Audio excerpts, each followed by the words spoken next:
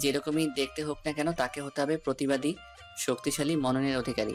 কালো হোক ধলা হোক যেরকমই হোক, আমি শুধু চাইতাম আমার বউটা শিক্ষিত এবং মার্জিত রুচিবোধ সম্পন্ন ব্যক্তি হোক। কিন্তু তোমরা এটা কি করলে?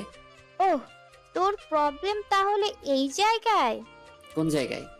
এই যে নীলিমা অশিক্ষিত। প্রবলেমটা এই জায়গায় নয় আপু, প্রবলেমটা হলো ওর মন মানসিকতা বড্ড সেকেলে। অন্যায় প্রতিবাদ করার কোনো ক্ষমতাই ওর নেই, বিশেষ করে বয়সের ক্ষেত্রে। কোথায় 15 বছরের এক কিশোরী আর কোথায় 27 বছরের যুবক। বয়সের ক্ষেত্রে ওর সাথে আমার অনেক ব্যবধান।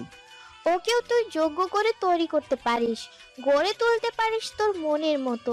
এর জন্য শুধু মনের একটু জোর দরকার। জানিস, নীলিমা স্কুলের ফার্স্ট গার্ল। আপু প্লিজ, আমি আর শুনতে চাচ্ছি না, ক্ষমা করো। আবির কাউকে কোনো কথা বলার সুযোগ না দিয়ে রুমে চলে যায়। পুরো রাতভর আবির চিন্তা করলো। সবশেষে আদিবাবুর কথা মনে হলো ওর। বারবার কানের মধ্যে প্রতিধ্বনিত হতে লাগলো ওনার বলার শেষ কথা, ওকে তুই তোর মনের মতো করে গড়ে তুলতে পারিস। সত্যি কি এটা সম্ভব? আমি ওকে আমার মতো করে গড়ে তুলতে পারবো? নীলিমা স্কুলের ফার্স্ট গার্ল ছিল। শোয়া থেকে উঠে বসে আবির। ট্রিম লাইটের মৃদু আলোয় আবির ঘুমান্ত নীলিমার মুখের দিকে তাকিয়ে আচমকা একটা রহস্যজনক হাসি দেয়। সকাল 11টা। শাশুড়ির জন্য চা তৈরি করে দৌড়ে নীলিমা শাশুড়ির রুমের দিকে এগোতে থাকে। নীলিমাকে এভাবে দৌড়াতে দেখে কিছু একটা বলতে গিয়েও থেমে যায় আবির। নীলিমার সামনের দিকে এগোচ্ছে। নিশ্চুপ আবিরও ধীর পায়ে নীলিমাকে অনুসরণ করছে। পৌঁছে যায় শাশুড়ির রুমে। মা, চা। একটা হাসি দিয়ে চলে যাচ্ছিল আবির। হঠাৎ ভেতর থেকে মায়ের চিল্লানোর স্বর ভেসে আসে। আবির ফিরে তাকায় রুমের দিকে।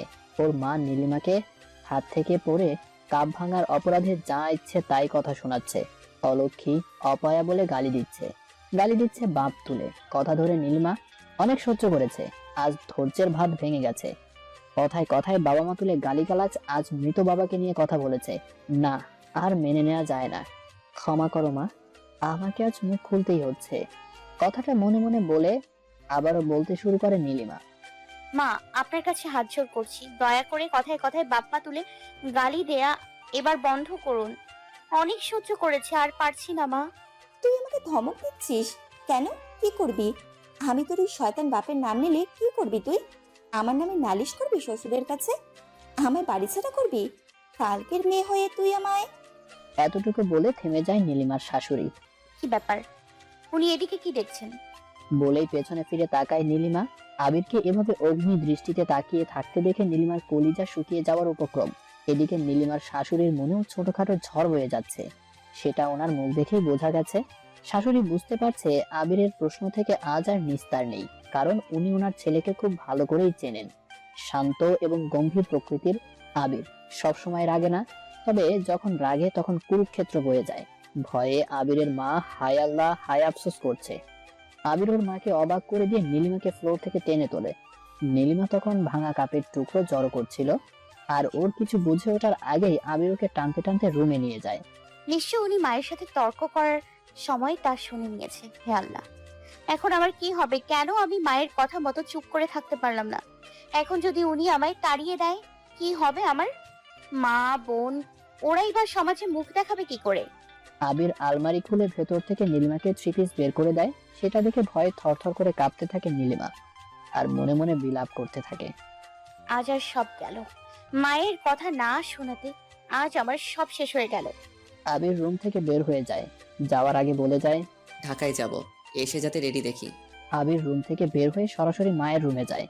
মা তখন কপালে হাত দিয়ে চিন্তিত মনে টিভির সামনে বসেছিলেন। আবিরকে দেখেও না দেখার ভান করে টিভির দিকে তাকিয়েছিলেন। রিমোট দিয়ে টিভির শব্দটা অফ করে মায়ের দিকে তাকায় আবির। জোর করে মুখের হাসির রেখা টেনে প্রশ্ন করে ওর মা, কি রে, কিছু বলবি? হ্যাঁ। বস এখানে। বসতে আসিনি, ঢাকায় চলে যাচ্ছি, সেটাই বলতে আসলাম। কিন্তু তোর না 7 দিনের ছুটি দিয়েছে? দিয়েছিল, একটা জরুরি কাজের কথা মনে পড়েছে, তাই এখন চলে যেতে হচ্ছে। ছুটিটা ওখানেই কাটাবো। ও, কখন রওনা দিবি? এখন আসি, ভালো থেকো। মায়ের কথা উপেক্ষা করে আবির চলে যাচ্ছিল। কি মনে করে যেন দরজার সামনে থেকে ফিরে আসলো। টিভির দিকে তাকিয়ে বলতে শুরু করলো, আর একটা কথা, এই স্টার জলসা জি বাংলার খলনায়িকাদের চরিত্র না ফলো করে বিটিভি দেখো। বিটিভির শাবানা, কবরী, ববিতা ওদেরকে ফলো করো। আদর্শ মা গঠনে কাজে দিবে এটা। আর কিছু বলতে পারেনি আবির। গত 3 দিন ধরে আবির নীরবে সব লক্ষ্য করে গেছে, কিন্তু বুঝতে দেয়নি মাকে। আজ মেজাজ চরম পর্যায়ে খারাপ হয়ে গেছে, তাই কথাগুলো না বলে পারেনি। এখানে থাকলে হয়তো মাকে উল্টাপাল্টা কথা শুনিয়ে দিতে পারে, কিন্তু আবির রাগের বশে কোনো ভুল করতে চাচ্ছে না, কারণ শত খারাপই হোক মা তো মাই। আবির রুম থেকে বেরিয়ে যায়, এদিকে নীলিমা আবির রুম থেকে বেরিয়ে আসার পর হুম হুম করে কেঁদে দেয়। মনে মনে বলছে, তার মানে আমার ধারণাই ঠিক, উনি আমাকে বিদায় করে দেবে চিরতরে এ বাড়ি থেকে। ঢাকায় গিয়ে হয়তো আমায় ছেড়ে দেবে। হে আল্লাহ, এখন আমার কি হবে? খাটে বসে বসে ফুপিয়ে ফুপিয়ে কান্না করছে নীলিমা। ঠিক তখনই রুমে প্রবেশ করে আবির। আবিরের রক্তলাল চোখ দেখে থরথর করে কাঁপতে থাকে নীলিমা। কাঁপতে কাঁপতেই খাট থেকে উঠে দাঁড়ায়। কি হলো? এইভাবে ছাগলের মতো ভ্যাবে করছো কেন? কান্না থামিয়ে মাথা নিচু করে আছে নীলিমা। ছাজালো কণ্ঠে আবির বলে, কথা কি কানে যাচ্ছে না? শাড়ি চেঞ্জ করে 3 পিস পরতে বলছি। আমি এ বাড়িতেই থাকবো, কোথাও যাব না, তাই আমি চেঞ্জও করব না। তোমাকে চেঞ্জ করতে হবে না, আমি করিয়ে দিচ্ছি। দাঁতে দাঁত চেপে নীলিমার সাঁচল ধরে টান মারে আবির। না প্লিজ, আমি করতে পারবো, প্লিজ আপনি এরকম করবেন না, আমি পরবো শাড়ি। চোখ দুটো বন্ধ করে নীলিমার জবাব। ঠিক আছে, 10 মিনিট। 10 মিনিটের ভিতর আমি রেডি চাই। কথাটা বলেই দরজা আটকে দিয়ে বাইরে চলে যায় আবির। 10 মিনিট পর 3 পিস পরে মাথা নিচু করে খাটের একপাশে বসে আছে মায়া, আর ওর চোখ দিয়ে গড়িয়ে গড়িয়ে পড়ছে অশ্রু। চলো। হঠাৎই নীলিমা আবিরের পা জড়িয়ে ধরে কান্না শুরু করে। ভেবা চাকা খেয়ে থমকে দাঁড়ায় আবির। কিছু বলতে যাবে তার আগে নীলিমার বিলাপ। হাত জোর করছি, আমায় ক্ষমা করে দিন, আমার ভুল হয়ে গেছে, দয়া করে আমায় মাফ করে দিন। আমি আর কখনো মায়ের মুখে মুখে কথা বলবো না, আমার বাবার নামে শপথ করে বলছি। আমায় ক্ষমা করুন, দয়া করুন, আমায় দয়া করে আমাকে তালাক দেবেন না। শেষ কথাটা শুনে মাথা গরম হয়ে যায় আবিরের। পা থেকে উঠিয়ে ঠাস করে নীলিমার গালে কষে একটা থাপ্পড় মারে। সাথে সাথে নীলিমা চুপসে গিয়ে আবিরের চোখের দিকে তাকালো। দ্বিতীয়বার কখনো যদি এরকম ফালতু কথা বলতে শুনি না, তাহলে এক থাপ্পড়ে মুখের সবকটা দাঁত ফেলে দিব। পা চালাও। এবার আর জোর করতে হয়নি। আবির সামনের দিকে চলছে, আর নীলিমা কোনো কথা ছাড়াই আবিরের পেছন পেছন দৌড়াচ্ছে। বাসা থেকে বেশ খানিকটা দূরে গিয়ে আবির থামে। নীলিমা তখনও দৌড়াচ্ছে। নীলিমার জন্য দাঁড়িয়েছিল আবির। তখনই আবিরের বাবার ফোন। কলটা রিসিভ করতেই ওপাশ থেকে বলে ওঠে, এভাবে রাগ দেখিয়ে হননি একেবারে বাসা থেকে বের হয়ে গেলি? তো বউয়ের কাগজ কেনার জন্য টাকা কিছু আছে সাথে? হ্যাঁ, কিছু টাকা আছে কি? উফ বাবা, আমি ভুলে গিয়েছিলাম। প্লিজ বাবা, আদিবা আপুকে ফোনটা দাও। উতলা কণ্ঠে আবিরের জবাব। এত উতলা দেবে না। দিবা আলমারি থেকে কাগজ বের করছে, তুই মোড়ে একটু দাঁড়া। ঠিক আছে বাবা, রাখি। আবির কল রেখে পাশে নীলিমার দিকে তাকায়। নীলিমা এতক্ষণে ওর কাছে এসে পৌঁছেছে আর বড় বড় নিঃশ্বাস ফেলছে। আবির সেদিকে তাকিয়ে প্রশ্ন করে নীলিমাকে, কি হলো, হাঁপাচ্ছ কেন? আপনার জন্যই তো। আমার জন্য? তা নয় তো কি, এভাবে কেউ দৌড়ায়? আবির নীলিমার পা থেকে মাথা পর্যন্ত ভালো করে দেখে প্রশ্ন করে, উচ্চতা কত? 5 ফিট 10। এই জন্যই তো কি? দৌড়াচ্ছ তুমি, আমি নয়। নীলিমা মাথা নিচু করে দাঁড়িয়ে আছে। মিনিট পাঁচেক পর সেখানে উপস্থিত হয় আবিরের বোন আদিবা। নীলিমার হাতে কাপড়ের ব্যাগটা দিয়ে আবিরের হাতে কিছু টাকা তুলে দেয়। অতবার বিদায় নেয় আদিবা। আরো মিনিট 10 হেঁটে তবেই বাস স্টপে পৌঁছাতে হবে ওদের, কারণ এখানে গাড়ি ঘোড়া পাওয়া যায় না। তাই আবির আবারও হাঁটতে শুরু করলে পেছন দিয়ে দৌড়ানো শুরু করে নীলিমা। কিছু দূর গিয়েই থেমে যায় আবির। ফিরে তাকায় নীলিমার দিকে। নীলিমা দৌড়ে এসে আবিরের সাথে একত্রিত হলো। দাও, ব্যাগটা আমার কাছে দাও। নীলিমা হাত বাড়াতেই আবির ব্যাগটা নিয়ে নেয়। তারপর গম্ভীর কণ্ঠে বলে, এবার হাঁটো, পিছনে যাতে না পড়ো। আর ছোট বলে? আবির মুচকি হেসে পাশে ফিরে তাকায়। নীলিমা তখন আবিরের সামনে সামনে থাকার জন্য দৌড়াচ্ছে রীতিমতো। দুপুর 12:30টার দিকে বাড়ি থেকে বের হলেও প্রচন্ড জ্যামে আটকে থাকার কারণে আবির নীলিমাকে নিয়ে সন্ধ্যা 6টায় ঢাকায় নিজ বাসায় পৌঁছে। ক্লান্ত আবির ব্যাগটা আলমারির ভেতর ঢুকিয়ে রেখে বিছানায় ধপাস করে শুয়ে পড়ে। এদিকে নীলিমা কৌতূহলী দৃষ্টিতে রুমের এ প্রান্ত থেকে ও প্রান্তে তাকাচ্ছে। ঠিক যেমনটা রাস্তায় করেছিল, জীবনের প্রথম শহরে এসেছে, তাই অবাক দৃষ্টিতে বিশ্ব রোডের নিচে দাঁড়িয়ে ঘোরাঘুরি করছিল নীলিমা। চালককে ভাড়া মিটিয়ে দিয়ে আবির নীলিমার এহেন আচরণ দেখে মিটমিটে হাসছিল। নীলিমার তাতে কোনো খেয়াল নেই। ও তখনও গোল হয়ে যাওয়া রাস্তার দিকে ড্যাব ড্যাব করে তাকিয়ে। কাছে গিয়ে ছুঁয়ে দিতে হুঁশ হয় নীলিমার। আর এভাবে ঘুরঘুর করতে গিয়ে গাড়ি চাপা পড়ছিল প্রায়। অল্পের জন্য বেঁচে গেছে। ভাগ্যিস আবির টান মেরে কাছে নিয়ে আসে। এটা রুম, বিশ্ব রোড না। ঘুরঘুর করা রেখে ফ্রেশ হয়ে আসো। আবিরের কথায় ঘোর কাটে নীলিমার। যাচ্ছি বলে দরজা দিয়ে বাহির হয়ে আরেক বাসার রুমে প্রায় ঢুকেই পড়ছিল। দরজার সামনে থেকে আবির গিয়ে নীলিমাকে টেনে আনে। তারপর ওয়াশরুমের কাছে নিয়ে যায়। এটা ওয়াশরুম, আর যেখানে ঢুকছিলা ওইটা বেডরুম। সদ্য বিবাহিত এক দম্পতি ওইখানে ভাড়া থাকে। আসলে আমি জানতাম না। It's okay. আপনিও কি এখানকার ভাড়াটিয়া? ফিরে তাকায় আবির, একটা মুচকি হাসি দিয়ে বলে, এটা আমার বাবার ফ্ল্যাট বাসা, কিনে ভাড়া দিয়ে রাখছে। সারাদিনের জার্নি ক্লান্ত শরীর নিয়ে আবির কিচেনে যেতে পারবে না বলে বাহির থেকে খাবার কিনে আনলো। বিরিয়ানির প্যাক নীলিমার হাতে একটা দিয়ে আবির খাওয়া শুরু করলো। নীলিমা ঢ্যাপ ঢ্যাপ করে আবিরের দিকে তাকিয়ে আছে। আবিরের তাতে কোনো খেয়ালই নেই। পানি খেতে বোতল নেওয়ার সময় হাত বাড়ালেই আবির নীলিমাকে আগের মতোই বিরিয়ানির প্যাক হাতে নিয়ে দাঁড়ানো অবস্থায় দেখতে পায়। কি হলো, দাঁড়িয়ে আছো যে? খাবে কখন? এখন? বসো। নীলিমা খেতে খেতে আবিরকে প্রশ্ন করে। আপনার বাবার তো মাশাআল্লাহ অনেক সম্পত্তি আছে, তাহলে আপনি এত কিপটা কেন?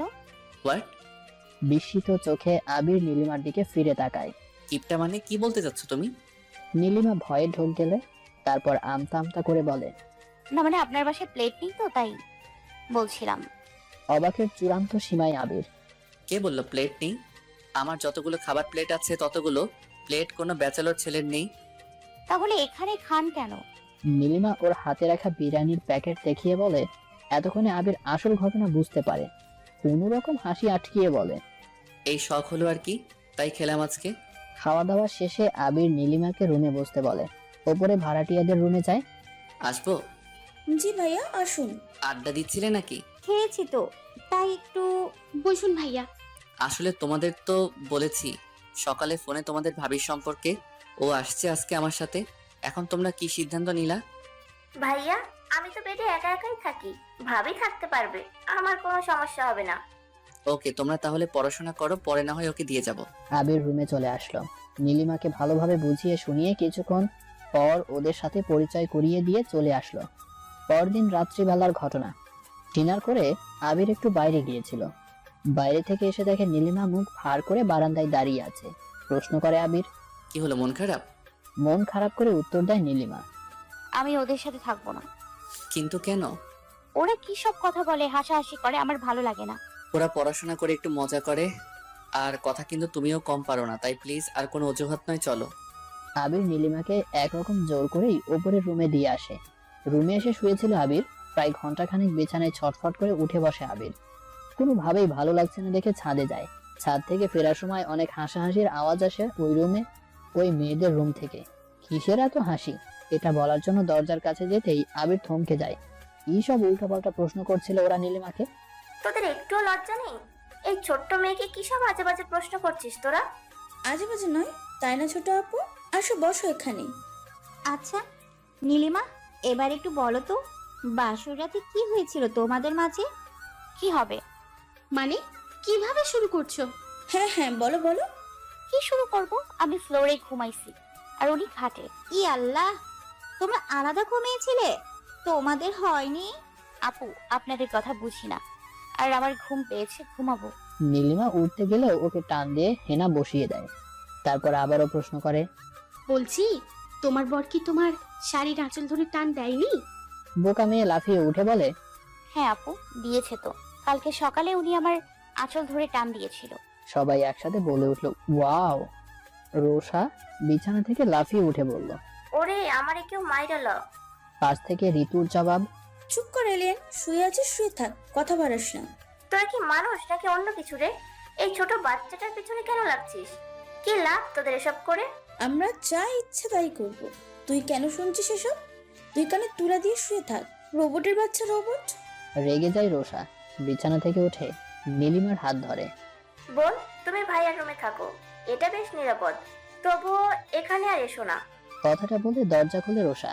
দরজার সামনে আবিরকে এভাবে দাঁড়িয়ে থাকতে দেখে নীলিমার সাথে সাথে কেঁপে ওঠে রোষাও।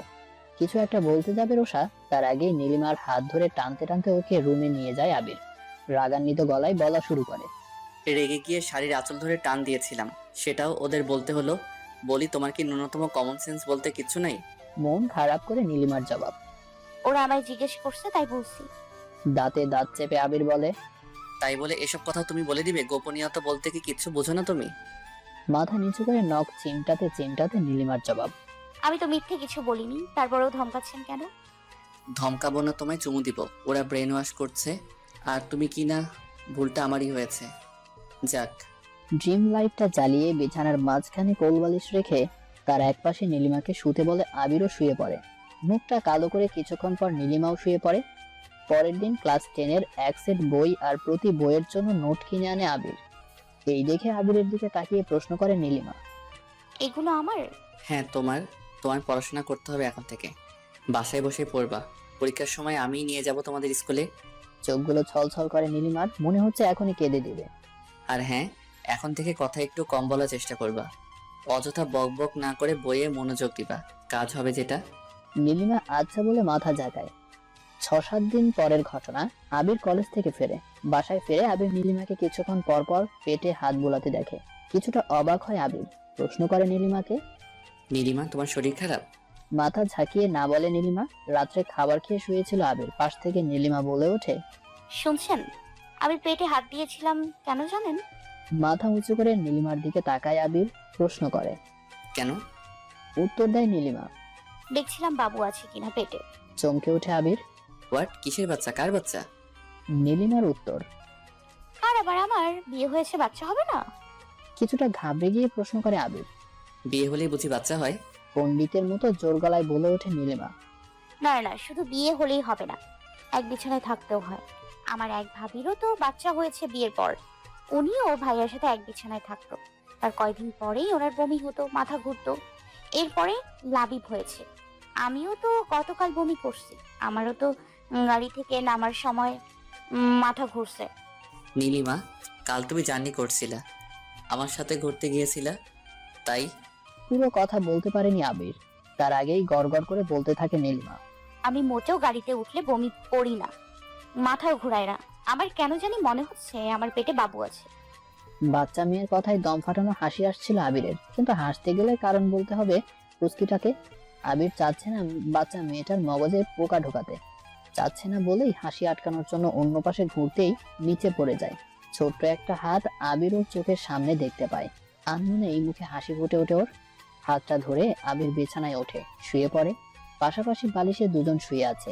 নিশ্চুপ আবির পিচ্চি নীলিমার হাসি দেখছে। যখন থেকে পড়ে গেছে সে, তখন থেকেই হাসা শুরু। একটু একটু করে হাসি বাড়তেই আছে।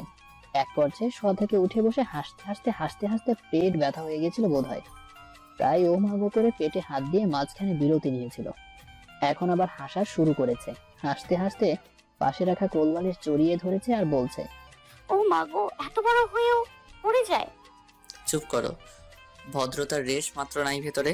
কারো বিপদ থেকে মানুষ হাসে? অনেকটা ধমকের স্বরে কথাটা বলে আবির। চুপ হয়ে যায় নীলিমা। অভিমানে নাক গালটা ফুলে গেছে নীলিমার। কিছুক্ষণ শুয়ে থেকে বিছানা থেকে উঠে চলে যায় সে। প্রথমে আবির ভাবছে হয়তো ওয়াশরুমে গেছে, কিন্তু 25 মিনিট অতিবাহিত হওয়ার পরও যখন নীলিমা ফেরেনি, তখন শোয়া থেকে উঠে কি করছে নীলিমা এটা দেখার জন্য ওয়াশরুমের দিকে পা বাড়ায়। নিশ্চুপ নীলিমাকে ওয়াশরুমের ঠিক পাশেই মাথা নিচু অবস্থায় দাঁড়িয়ে থাকতে দেখতে পায়। কাছে যায় আবির। ঠোঁট বাঁকিয়ে বালিকা নিঃশব্দে মন খারাপ করে দাঁড়িয়ে আছে নীলিমা, সাথে দাঁত দিয়ে নখও কাটছে। মৃদু হেসে কাছে যায় আবির। অনেকদিন হলো পিচ্চিদের কান্না দেখে না। আজ সেই কান্না দেখতে ইচ্ছে হচ্ছে, খুব ইচ্ছে হচ্ছে পিচ্চির ঠোঁট বাঁকানো কান্না দেখতে। আর তাই তো আদর করে কাছে টানার পরিবর্তে ধমক দেয় আবির। কত করে বলছি নখ দিয়ে নখ কাটবে না, তারপরও এরকম করছো। আমার কথা কি কানে যায় না? কেঁপে ওঠে নীলিমা। ছোট বাচ্চাদের মতোই মাথা উঁচু অবস্থায় থেকেই চোখটা ঘুরিয়ে আবিরের দিকে নেয়। আবিরের রাগান্বিত দৃষ্টি দেখে আবার নখ কাটায় ব্যস্ত হয়ে পড়ে নীলিমা। সেই সাথে ঠোঁট বাঁকিয়ে নিঃশব্দে কান্না। এক টানে বুকে নিয়ে আসে আবির নীলিমাকে, পিঠে মাথায় হাত বোলাতে থাকে। আদর পেয়ে থামার পরিবর্তে আহ্লাদি আরো ফুপিয়ে কেঁদে ওঠে। দিনগুলো এভাবেই কাটছিল হাসি আনন্দে, দুষ্টু মিষ্টি খুনসুটিতে। সেদিন ছিল বুধবার। নীলিমার মনটা প্রচন্ড খারাপ, কারণ পরদিনই ওর স্কুলের শেষ দিন, অথচ যেতে পারছে না। নীলিমাদের ব্যাচের বিদায় অনুষ্ঠান। যেহেতু বিদায় অনুষ্ঠান ফেব্রুয়ারির 21 তারিখে স্থির হয়েছে, তাই সব মেয়েরা আগে থেকেই ঠিক করে রেখেছিল সবাই মিলে একই রঙের শাড়ি, চুড়ি আর চুলগুলো খোপা করে তার সাথে বেলি ফুলের মালা পরে স্কুলে সমবেত হবে। নীলিমার মন খারাপ, কারণ একদিকে ও ঢাকায় আছে, অন্যদিকে ইচ্ছে থাকা সত্ত্বেও ও যেতে পারবে না, কারণ আবিরের কলেজে নাকি কি পরীক্ষা চলছে। আর না যাওয়ার সবচেয়ে বড় কারণ, ও শাড়ি পরতে পারে না। ও বাড়িতে আবিরের বোন আদিবা পরিয়ে দিয়েছিল, কিন্তু এখানে তো তেমন কেউ নেই। মন খারাপ করে নীলিমা যখন বাসায় বসে, তখন তার পাশে এসে আবির বসলো। মন খারাপ? মাথা নাড়ে নীলিমা, প্রশ্ন করে আবির। মন খারাপের কারণটা কি জানা যাবে? নীলিমা জানায়। কালকে বিদায়ী অনুষ্ঠান হবে আমাদের স্কুলে, অথচ আমি যেতে পারবো না। প্রশ্ন করে আবির। যেতে পারবে না মানে স্কুলের শেষ দিন আর তুমি যাবে না কেন? জবাব আসে। আপনার স্কুলে পরীক্ষা, কাল তো 11টার সময় অনুষ্ঠান শুরু হবে। পরীক্ষা শেষ, মন খারাপের কিছু নেই। গাড়ি আছে তো। তো আর সমস্যা কি? সকাল সকাল আমরা রওনা দিয়ে দিব। তারপরেও যেতে পারবো না। কেন? ওরা সবাই লাল সবুজের শাড়ি, লাল চুড়ি, খোপায় বেলি ফুলের মালা পরে আসবে। আমার তো আর ওদের মতো এত কিছু নেই। বোকামে, এই জন্য কেউ মন খারাপ করে? আবির বসে থেকেই ফোন করে ওর বন্ধুর কাছে। বন্ধুকে নীলিমার শাড়ি চুড়ি আর বেলি ফুলের মালার কথা বলে ফোনটা রেখে নীলিমার দিকে তাকায়। নীলিমা ফ্যাল ফ্যাল দৃষ্টিতে আবিরের দিকে তাকিয়ে আছে। ব্যাস, বন্ধুকে বলে দিয়েছি ও নিয়ে আসবে। যেহেতু ও তোমাকে দেখেছে তাই ঠিকঠাক মাপে সবকিছু কিনবে। কোনো সমস্যা হবে না। এখন চলো তো, খিদে পেয়েছে খুব। আবির নীলিমা খাওয়া দাওয়া করে শুয়ে বসে থাকে। আসর নামাজটাও আদায় করে নিয়েছে, কিন্তু বন্ধু ফেরার কোনো নামই নেই। আবির ফোন করে বন্ধুকে, জিজ্ঞেস করে। কিরে, শাড়ি কি তৈরি করে আনছিস নাকি? এত দেরি কেন হচ্ছে? উত্তর দেয় জোবায়ের। ঠিকই ধরেছিস, তোরই করছি, তাই লেট হচ্ছে। তবে সেটা শাড়ি নয়, ব্লাউজ। ম্যাচিং করে কাপড় কিনে বানিয়ে তবেই ফিরছি। এই রে, আমি তো ভুলেই গিয়েছিলাম। বলে জিভায় কামড় দেয় আবির। সন্ধ্যা 7টায় জোবায়ের শাড়ি চুড়ি, বেলি ফুলের মালা, সেফটি পিন আর অন্যান্য প্রয়োজনীয় জিনিস আবিরের বাসায় পৌঁছে দিয়ে যায়। রাত্রি 10টার দিকে খাওয়া দাওয়া করে একটু শুয়েছিল আবির, তখনই ডাক দেয় নীলিমা। শুনছেন? আবির ফিরে তাকায় নীলিমার দিকে। কিছু বলবে? নীলিমা মাথা নিচু করে জবাব দেয়। আমি শাড়ি পরতে পারি না। বিছানায় উঠে বসে আবির। পড়তে পারো না মানে? আমাদের বাসায় কিভাবে পড়েছিলাম? মন খারাপ করে জবাব দেয়। এটা তো আমি এমনিই পরেছি, পরে দেখলেন না পরে গিয়েছিলাম, তারপর আদি বাপু পরিয়ে দিয়েছিল। কিন্তু এখন তোরা নেই। এজন্যই বলছিলাম দরকার নেই যাওয়ার। আমি না হয় পরে একদিন গিয়ে অ্যাডমিট কার্ডটা নিয়ে আসবো। ধমক দেয় আবির। আবিরের ধমকে কেঁপে ওঠে নীলিমা। যাও, শাড়ি নিয়ে আসো। কোনো কথা না বলে তাড়াতাড়ি আলমারি থেকে শাড়ি বের করে আবিরের দিকে এগিয়ে দেয়। শুধু শাড়ি কেন, শাড়ির সাথে কি আর কিছু পরতে হয় না নাকি? আবারও নীলিমা তাড়াতাড়ি কাপড় বের করে এনে আবিরের সামনে দাঁড়ায়। আবির মুখে দুষ্ট হাসির রেখা টেনে বলে। ওগুলো কি আমি পরিয়ে দিব নাকি? এভাবে এগুলো আমার দিকে এগিয়ে দিচ্ছ যে? লজ্জায় মাথা নিচু করে ফেলে নীলিমা। মুখটা কেমন লাল হয়ে আছে। নীলিমার লজ্জা পাওয়া দেখে আবির রসিকতার স্বরে বলে। ও ম্যাডাম, তাহলে চাচ্ছে আমি এগুলো পরিয়ে দেই। ওকে, দাও। আবির মুখে দুষ্ট হাসি নিয়ে হাত বাড়াতেই আবিরের হাত থেকে শাড়ি নিয়ে দৌড় দেয় নীলিমা। আবির হাসতে হাসতে বিছানায় শুয়ে পড়ে। মিনিট 10 পর চেঞ্জ করে পরনে কোনো রকম শাড়িটা পেঁচিয়ে রুমে আসে নীলিমা। আয়নার সামনে দাঁড়িয়ে প্রায় ঘন্টা খানিকে ট্রাই করেও নীলিমা পারেনি ঠিক করে কুচি দিতে। না পেরে আয়নার দিকে রাগে চিরুনি ছুঁড়ে মারে। আর চোখে সবটা দেখছিল আবির। স্মিত হাসে এবার বিছানা থেকে নেমে নীলিমার কাছে যায়। আয়নার ভেতর দিয়ে আবিরকে দেখতে পেয়ে মলিন মুখে ঘুরে তাকালো নীলিমা। আমাকে দাও, আমি পরিয়ে দিচ্ছি। হাসি আটকিয়ে অনেকটা স্বাভাবিক ভঙ্গিতে আবির কথাটা বলে। আহারে, মেয়েটা সহজ সরল বোকা শোকা, তাই তো দুষ্ট আবিরের কথাই রাজি হয়ে যায়। এগিয়ে যায় আবিরের দিকে, সুন্দর করে কুচি তুলে নীলিমার দিকে তাকায়। বোকা নীলিমা কিছু না বলে দাঁড়িয়ে আছে। প্রশ্ন করে আবির। গুজে দেই? নীলিমা মাথা নেড়ে হ্যাঁ সূচক সম্মতি জানায়। আবিরের চোখে মুখে রাজ্য জয়ের হাসি। কোনো কথা না বলে এই কুচিগুলো গুজে দিতে দিতে আবির নীলিমার দিকে তাকিয়ে হাসি দেয়। কেঁপে ওঠে নীলিমা। তারপরও আবিরের দিকে তাকিয়ে আবিরের সাথে তাল মিলিয়ে হাসি দেয়। প্রশ্ন করে নীলিমা।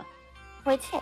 আবির লক্ষ্য করেছে লজ্জায় নীলিমার চোখ মুখ কেমন অন্যরকম হয়ে গেছে। বিষয়টা আবির এনজয় করছে। আর তাই তো নীলিমার প্রশ্নের উত্তরে বলেনি হয়নি, সবে তো প্রস্তুতি ম্যাচ। আবির আবারও শাড়ি নিজ ইচ্ছাতে এলোমেলো করে শাড়িতে কুচি তুলতে থাকে। যতবার আবির কুচি গুজে দিচ্ছিল ততবারই শিউরে উঠছিল নীলিমা। পরেক্ষণে আবিরের সাথে তাল মিলিয়ে অকারণে হেসে উঠছিল সেও। এখনো হয়নি? অনেকটা হাঁফিয়ে উঠে কথাটা বলে নীলিমা। উত্তর দেয়। হ্যাঁ, এদিকটা হয়ে গেছে, এবার উপরে ঠিক করতে হবে। আঁচলটা দাও তো। নীলিমা আমতা আমতা করে বলে। মানে? উত্তর দেয় আবির। সুন্দর করে ভাঁজ করে সেফটি পিনে আটকাতে হবে তো, না হলে তোমার বান্ধবীরা হাসাহাসি করবে না তোমাকে নিয়ে? দাও দাও, দেখি কিভাবে পড়াবো সকালে।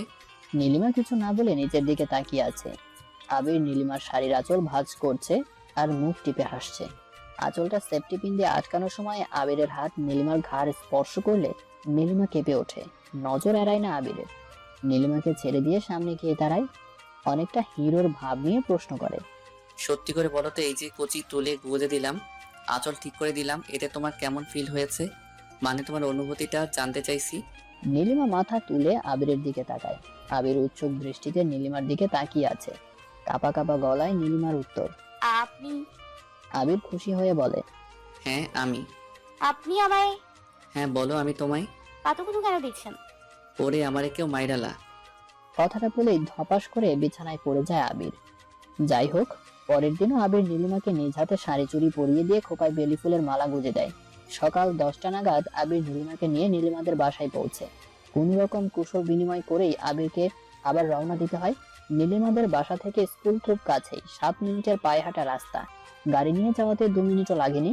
নীলিমার আসার পূর্বেই ওর বান্ধবীরা জমায়েত হয়ে গেছে স্কুলে। নীলিমাকে দেখে দূর থেকে একটা হাসি দেয় তামান্না। ওই প্রথম নীলিমার আসার খবরটা সবাইকে দেয়। খবর শুনে দৌড়ে আসে সবাই। এসেই জড়িয়ে ধরে কেঁদে দেয় একটা মেয়ে। আসলে অনেকগুলো দিন পর বান্ধবীকে পেয়েছে তো, তাই হয়তো চোখে জল এসে গেছে। ইতিমধ্যে গাড়ির চারপাশে ভিড় জমে গেছে। স্কুলের সবচেয়ে সেরা ছাত্রী, সবার প্রাণের নীলি এসেছে। সেই সংবাদ শুনে ক্লাস 7-8 এর বাচ্চারাও ছুটে আসে। কেউ কেউ তো দৌড়াদৌড়ি করছে আর বলছে, নীলিয়া পাইছে, আমাগো নীলিয়া পাইছে। মুহূর্তেই পুরো স্কুল কোলাহলে ছেয়ে যায়। ভিড় ঠেলে কাছে আসেন গ্রন্থাগারের শামীমা ম্যাম। সালাম দিয়ে কেমন আছেন জিজ্ঞেস করতে পারেনি নীলিমা। তার আগেই মাথায় হাত বুলিয়ে মিষ্টি হেসে গল্প জুড়ে দেন উনি। আজ অনেকগুলো দিন পর স্নেহের নীলিমাকে পেয়ে কথা বলার মাঝখানে চোখের জল ছেড়ে দেন উনি। নীলিমাকেও ওর সহপাঠী বন্ধুরা এরকম টেনে মঞ্চের কাছে নিয়ে যায়। নীলিমা বান্ধবীদের সাথে হাসি আনন্দ গল্পে মত্ত হয়ে যায়। অদূরে গাড়িতে হেলান দিয়ে দাঁড়িয়ে আবির ওর ছোট্ট ডানাকাটা পরিটার প্রাণখোলা হাসি দেখছে। কিছুক্ষণ পর অনুষ্ঠানের কার্যক্রম শুরু হয়ে যায়। প্রধান শিক্ষকের চোখ যায় মাঠের শেষ প্রান্তে পলাশ গাছের নিচে দাঁড়িয়ে থাকা গাড়ি ও তার পাশের ভদ্রলোকটির দিকে। প্রশ্ন করেন উনি, কে উনি? ছেলে মেয়েরা নীলিমার দিকে তাকায়। নীলিমা উঠে মাথা নিচু করে দাঁড়িয়ে প্রশ্ন উত্তরে বলে, স্যার উনি আমার সাথে এসেছেন। প্রধান শিক্ষক এতক্ষণে বুঝতে পারেন আসল ঘটনা। দপ্তরিকে ডেকে কিছুটা ধমকের স্বরে বলেন, স্কুলে অতিথিকে যদি এভাবে দাঁড়িয়ে থাকতে হয় তাহলে আপনারা কিসের জন্য? মাথা নিচু করে দপ্তরি হাফিজউদ্দিন জনাব আবির সাহেবকে সসম্মানে অফিসে নিয়ে আসে। অনুষ্ঠান শুরু হয়। প্রথমে পবিত্র কোরআন থেকে তেলাওয়াত করবে অত্র বিদ্যালয়ের গর্ব বিদায়ী ছাত্রী নীলিমা। ইংরেজি স্যারের মাইকে ঘোষণা শুনে বসা থেকে উঠে দাঁড়ায় নীলিমা, যদিও সবসময়ই ওই শুরু করে কোরআন তেলাওয়াত থেকে। তবে আজকে কেমন যেন লাগছে। ইতিমধ্যে মাইকে আরো একবার নীলিমাকে ডাকা হয়ে গেছে। কাপা কাপা দৃষ্টিতে নীলিমাও ও প্রান্তে অতিথি আসনে বসে থাকা আবিরের দিকে তাকায়। আবির মাথা নেড়ে ইঙ্গিতে নীলিমাকে তেলাওয়াত করতে বলে। নীলিমা মঞ্চে উঠে তেলাওয়াত শুরু করে। তেলাওয়াত শেষ করে সোজা মাথা নিচু করে নিচে নেমে আসে সে। প্রায় মিনিট 5 পর আবিরের আসনের দিকে তাকায় নীলিমা। মুগ্ধ দৃষ্টিতে আবির তখনও নীলিমার দিকে তাকিয়ে। মানপত্র পাঠ শুরুর আগে শহীদদের স্মরণে এবার একটা দেশাত্মবোধক গান নিয়ে আসছেন আমাদের অত্র স্কুলের বিদায়ী ছাত্রী নীলিমা। নীলিমা বসা থেকে উঠে দাঁড়ায়। এমনিতে এখনো হার্টবিট দ্রুত ওঠানামা করছে, এখন আবার গানও গাইতে হবে ওনার সামনে। না না, পারবো না। নীলিমা হাত দিয়ে স্যারকে ওর নাম না বলার বিনীত অনুরোধ করছে। স্যার আবারও ঘোষণা করেন, নীলিমাকে অনুরোধ করা হচ্ছে মঞ্চে আসার জন্য। বাধ্য নীলিমা মঞ্চে যায়। মাইক হাতে নিয়ে বামে আবিরের দিকে তাকায়। আবির হাসি দিয়ে মাথা নাড়ে। নীলিমা গায়, যে মাটির বুকে ঘুমিয়ে আছে লক্ষ মুক্তি সেনা, দে না তোরা দে না, সে মাটি আমার অঙ্গে মাখিয়ে দে না। সবাই করজোরে হাততালি দিয়ে নীলিমাকে অভিনন্দন জানায়। তারপর একে একে সকল কার্যক্রম শেষ হয়ে যায়। সবাইকে মিষ্টি বিতরণ শেষে আলাদা করে পরীক্ষার্থীদের হাতে সুন্দর করে মিষ্টি প্যাক করে দেওয়া হয়। অফিস কক্ষে আবিরকেও যথাসাধ্য অতিথির মর্যাদা দেওয়া হয়। সবাইকে সালাম দিয়ে অ্যাডমিট কার্ড নিয়ে বিদায় হয় আবির ও নীলিমা। দেখতে দেখতে পরীক্ষার সন্নিকটে এসে যায়। আবির ওর কলেজ থেকে 3 দিনের ছুটি নিয়ে নীলিমাকে ওদের বাসায় পৌঁছে দিয়ে পরীক্ষার যাবতীয় নিয়ম কানুন সম্পর্কে বুঝিয়ে দিয়েছে। আসার আগে নীলিমার হাতে একটা ফোন দিয়ে আসে, যাতে করে জানতে পারে নীলিমা কখন কি করছে, কিভাবে পড়ছে। রাত্রিতে তাড়াতাড়ি ঘুমাতে এবং শেষ রাত্রিতে কল দিয়ে ঘুম থেকে তুলে আবির নীলিমাকে পড়তে বসাতো। পরীক্ষা শেষে রেজাল্ট দেয়। আবিরের দেখাশোনা এবং নীলিমার মেধার জোর ও আল্লাহর অশেষ রহমতে নীলিমা ভালো রেজাল্ট করে। পুরো বাংলাদেশ থেকে মেধাক্রমে নীলিমা প্রথম হয়। আলহামদুলিল্লাহ। নীলিমাকে আবিরও কলেজে ভর্তি করিয়ে দেয়। নীলিমাও এ নিয়ে আর কোনো বাকবিতণ্ডায় যায়নি, কারণ ও শুনেছে আবিরের কলেজটা খুব নামকরা। অনেক বছরের সুনাম ও গৌরব রয়েছে কলেজটির। কলেজের প্রথম দিনই মিশুক নীলিমা ফ্রেন্ড জুটিয়ে ফেলে। হিয়া নীলিমার বেস্ট ফ্রেন্ড, সবচেয়ে কাছের বান্ধবী। হিয়া ছাড়াও নীলিমার কাছে আরো 4-5 জন বান্ধবী আছে। এরা এক একজন এক এক গ্রুপের হলেও এদের সাথে নীলিমার রয়েছে আন্তরিকতা। নীলিমা সায়েন্সের স্টুডেন্ট, তাই শুধুমাত্র বাংলা এবং ইংরেজি ক্লাসের সময় নীলিমা ওদের সাথে একত্রে বসতে পারত, আড্ডা দিতে পারত। সেদিন ছিল বুধবার, আবিরের বাংলা ক্লাস। নীলিমা ও তার কমার্সের কিছু বন্ধুরা কর্নারে দুটো বেঞ্চে বসেছিল। সেদিন হিয়া আসেনি বিধায় নীলিমা ওদের সাথেই আড্ডা জুড়ে দেয়। আড্ডা দেওয়ার এক পর্যায়ে নীলিমাকে একটা বান্ধবী প্রশ্ন করে, কি রে, তোর না বাচ্চা হবে? তো পরীক্ষা করেছিস? নীলিমা শুকনো মুখে উত্তর দেয়। স্যারকে নিয়ে ডক্টরের কাছে গিয়েছিলাম, রিপোর্ট নেগেটিভ আসলো। নীলিমার বান্ধবীরা জেনে গিয়েছিল নীলিমা সহজ সরল বোকাশোকা একটা মেয়ে, তাই ওরা ওকে নিয়ে একটা মজা করতে চাইলো। আর এক্ষেত্রে নীলিমার বড় দুর্বলতা বাচ্চা। সেদিন নীলিমার হাতে ওরা একটা ঔষধ ধরিয়ে দেয়, বলে দেয়, নিলে তোর বাচ্চা হবে যদি তুই স্যারের অজান্তে এই ওষুধটা স্যারের জন্য তৈরিকৃত স্যুপ কিংবা অন্য কিছুর সাথে মিশিয়ে খাইয়ে দিতে পারিস। বান্ধবীদের কথা শুনে নীলিমার চোখে মুখে হাসি ফুটে উঠলো। লাফিয়ে উঠে বলল, সত্যি বলছিস তোরা? এটা খাইয়ে দিলেই হয়ে যাবে? ওরা হাসি আটকিয়ে বলল, হয়ে যাবে, তুই গোপনে খাইয়ে দিস। আর হ্যাঁ, রাত্রে ওষুধ খাওয়ার পর স্যারের রিয়েকশনটা কিন্তু আমাদের বলতে হবে, না বললে কিন্তু বাচ্চা হবে না, বলে দিলাম। নীলিমা হেসে বলে, আরে এই নিয়ে চিন্তা করিস না, আমি রাতেই ফোন করে জানাবো। স্কুল ছুটি শেষে আবিরের সাথে বাসায় চলে যায় নীলিমা। নীলিমার খুশি আর দেখে কে। বাসায় আসার পর থেকে একা একা শুয়ে হাসছে নীলিমা। আবির কিছু জিজ্ঞেস করলে বলে না। সন্ধ্যায় নামাজের বিছানায় বসে হাসি, কোরআন তেলাওয়াত করা থেকে উঠে হাসি, পড়তে বসে হাসি, টিভি দেখতে বসে হাসি, রুমে আবিরের সামনে বসে রাতের খাবার খেতে গিয়ে ভাত মুখে নিয়ে হাসি। হাসতে হাসতে নীলিমার নাক দিয়ে ভাত বেরিয়ে আসে। ও মা গো, ঝাল লাগছে, পানি পানি বলে চিৎকার করতে থাকে নীলিমা। পরীক্ষার খাতা দেখছিল আবির। বসা থেকে উঠে পানি আনার জন্য, খাবার টেবিলে রাখা পানির জগটা আনার জন্য জগে হাত দিতেই থমকে যায় আবির। জগের ঠিক পাশেই আবির পাউডার জাতীয় কিছু দেখতে পায়। ওইটা হাতে নিয়ে আবির রুমে যায়।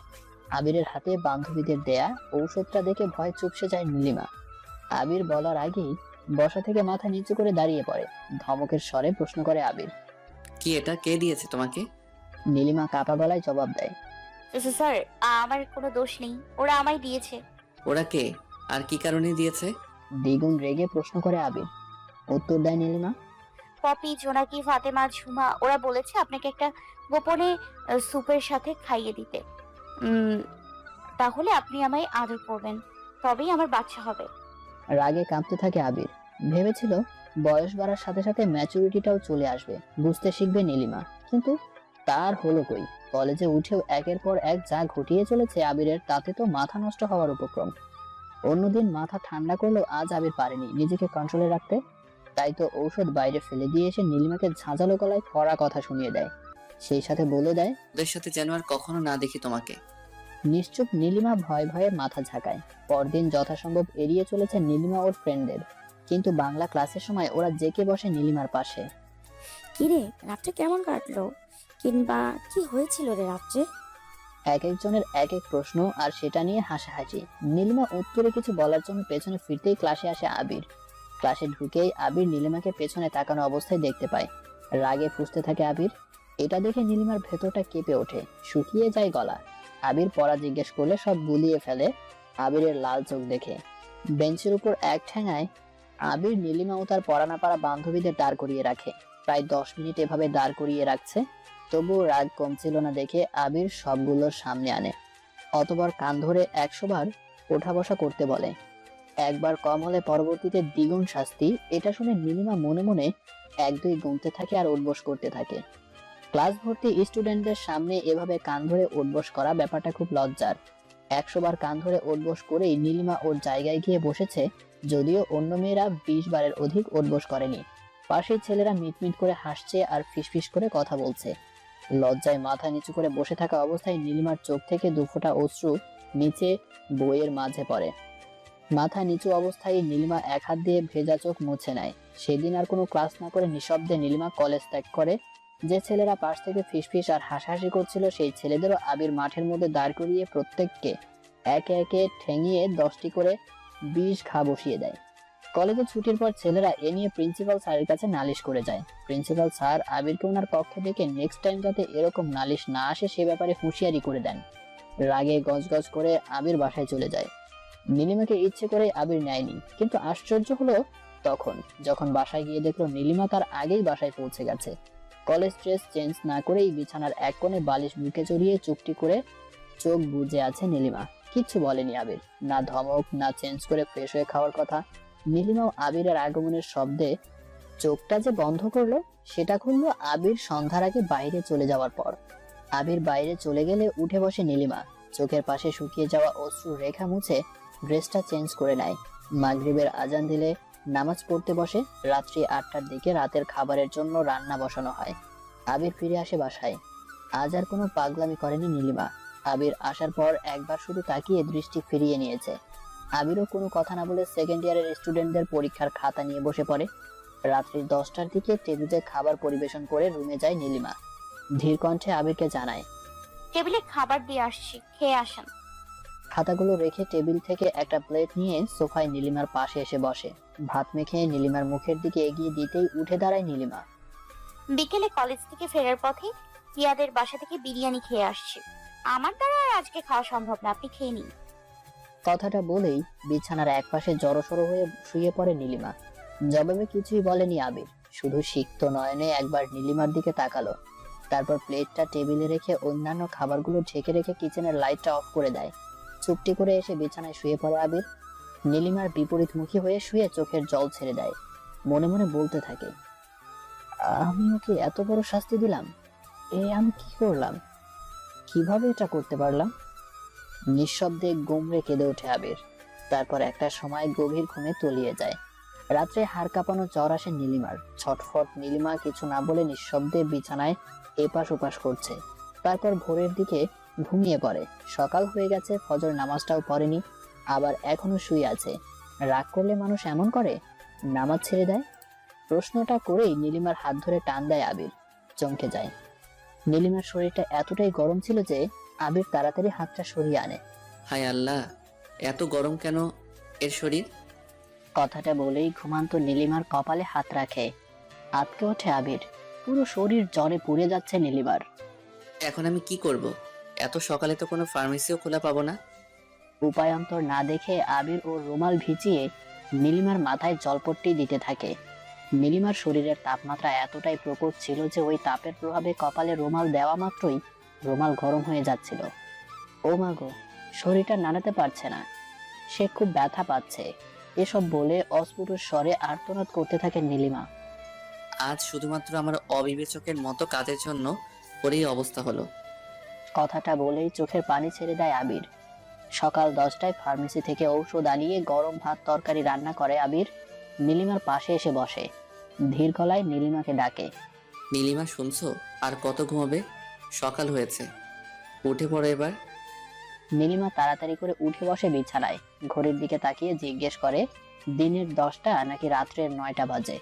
শুকনো মুখে আবির জবাব দেয়, দিনের 10টা। সকালের নামাজটা দুজনেই ঘুমের জন্য মিস দিয়েছি। যাই হোক, পরে কাজা করে নিও। চলো এখন। নীলিমা ওর ঘাড় থেকে আবিরের হাতটা ছাড়িয়ে দেয়। আপনি আমায় এভাবে ধরে নিয়ে যাচ্ছেন যে, আমি কি যেতে পারি না নাকি? নরম স্বরে আবিরের জবাব। তোমার শরীরে জ্বর নীলিমা, পরে যেতে পারো। এখন কথা না বাড়িয়ে চলো তো। আবির পেছন থেকে নীলিমাকে জড়িয়ে ধরে নিয়ে যাচ্ছে, আর নীলিমা আবিরের চোখের দিকে তাকিয়ে কিছু একটা খুঁজছে। ওয়াশরুমে নিয়ে আবির নিজ হাতে নীলিমাকে ব্রাশ করিয়ে দিয়েছে, চোখে মুখে পানির ছিটা দিয়ে দিয়েছে। তারপর আবির ওর কাঁধে রাখা তোয়ালে দিয়ে ভেজা মুখটাও মুছিয়ে দিয়েছে। হন্যে হয়ে নীলিমা তখনও আবিরের চোখে মুখে কিছু একটা খুঁজে চলেছে। ওয়াশরুম থেকে ফিরে এসে নিজ হাতে আবির যখন নীলিমাকে খাইয়ে দিচ্ছিল, তখন নীলিমা আবিরের চোখের দিকে তাকিয়ে কিছু একটা খুঁজছিল। ট্যাবলেটের পাতা থেকে আবির যখন ট্যাবলেট বের করছিল, তখন সেদিকে তাকিয়ে নিঃশব্দে হেসে দেয় নীলিমা। মনে মনে চিৎকার দিয়ে নীলিমা ওর ভেতরের সত্তাকে জানান দেয়, নীলি, পেরেছিস তুই, তুই পেরেছিস নীলি, তুই পেরেছিস, তুই পেরেছিস।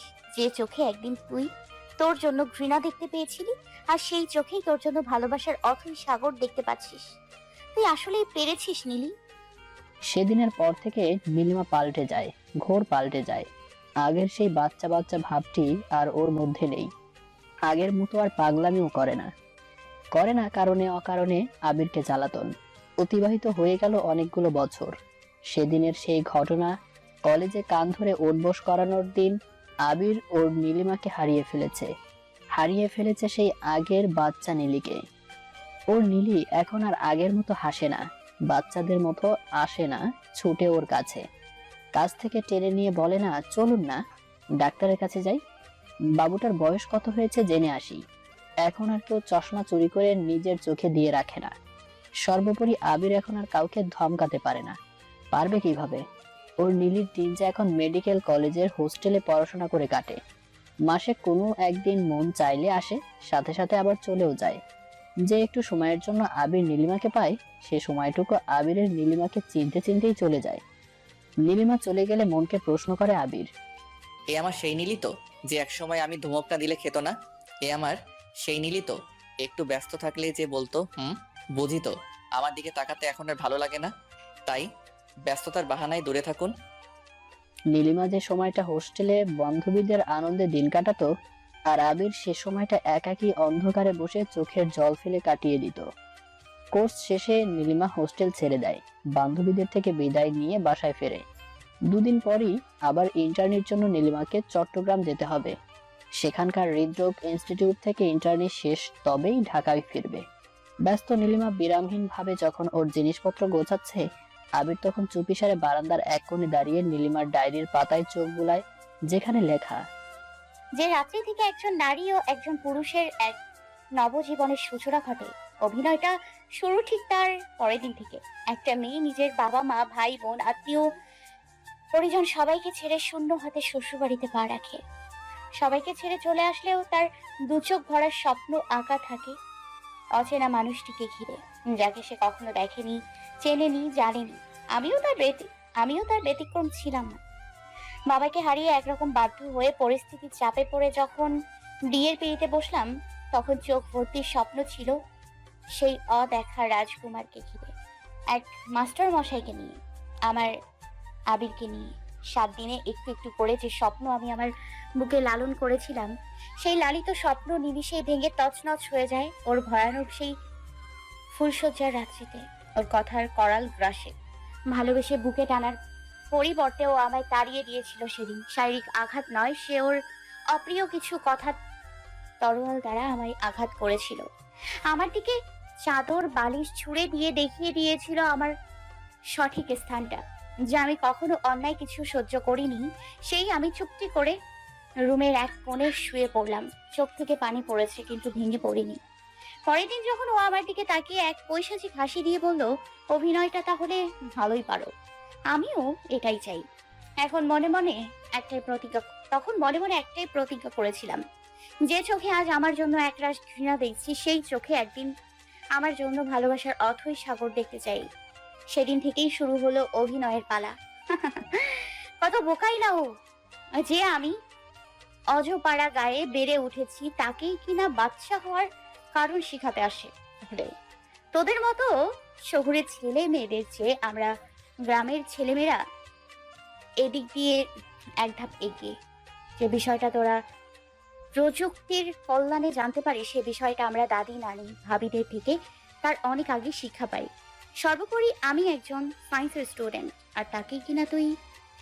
নীলিমা সবকিছু গুছিয়ে আবিরের আলমারিতে শেষমেশ একবার গোছানোর জন্য কাপড়ে হাত দিয়েই ভেতর থেকে আবিরের একটা তালাবদ্ধ ডায়েরির নিচে পড়ে যায়। ডায়েরি তুলে আগের জায়গায় রাখতে গিয়ে নীলিমা ওর নিজের ডায়েরির কথা মনে হয়। কোথায় গেল? খাটেই তো ছিল। নীলিমা খাটে রাখা সমস্ত কাপড় এলোমেলো করে ফেলে, খুঁজতে থাকে ওর ডায়েরি। আবিরের সব কাপড় চোপড় এলোমেলো করে তার ভেতরেও খুঁজে নেয়। আলমারিতে কোনো বক্সেই নীলিমা ওর ডায়েরি খুঁজে না পেয়ে মাথায় হাত রেখে ফ্লোরে বসে পড়ে। পেছন থেকে কাঁধে হাত রাখে আবির। ফিরে তাকায় নীলিমা, মলিন মুখে আবির হাতের ডায়েরিটা নীলিমার দিকে এগিয়ে দেয়। আবিরের চোখ মুখ ফ্যাকাশে হয়ে আছে। নীলিমা বুঝতে পারে আবির ওর ডায়েরি পড়ে নিয়েছে, আর এখন ওকে অনেকগুলো প্রশ্নের সম্মুখীন হতে হবে। কিন্তু আবির নীলিমার পাশে গিয়ে দাঁড়ায়, ধীর গলায় প্রশ্ন করে, ডায়েরির পাতার কথাগুলো সত্যি? মাথা নেড়ে হ্যাঁ বোধক উত্তর জানায় নীলিমা। আবিরের ভেতরটা ভেঙে চুরে গুড়িয়ে যায়, মনে হচ্ছে মাথা ঘুরে পড়ে যাবে। তারপরও নিজেকে শক্ত করে নীলিমার দুটো হাত চেপে ধরে বলে, আমি জানি নীলিমা, তুমি আমার সাথে মজা করছো। তুমি কোনো অভিনয় করতে পারোই না। আমার নীলিমা তো এমনি বাচ্চা, ও আমার সাথে কোনো বাচ্চা বাচ্চা অভিনয় করতে পারেই না। হ্যাচকা টানে হাতটা ছাড়িয়ে নেয় নীলিমা। তার চিল্লের হাসি হেসে বলে, আমার নীলিমা, তাই না? উত্তর দেয়, হ্যাঁ, আর আমি জানি তুমি আমার সাথে এমন করতে পারো না, তুমি আমায় ভালোবাসো। ভালোবাসা? অট্ট হাসিতে মেতে ওঠে নীলিমা। হাসি থামিয়ে প্রশ্ন করে, আয়নাতে নিজেকে দেখেছেন?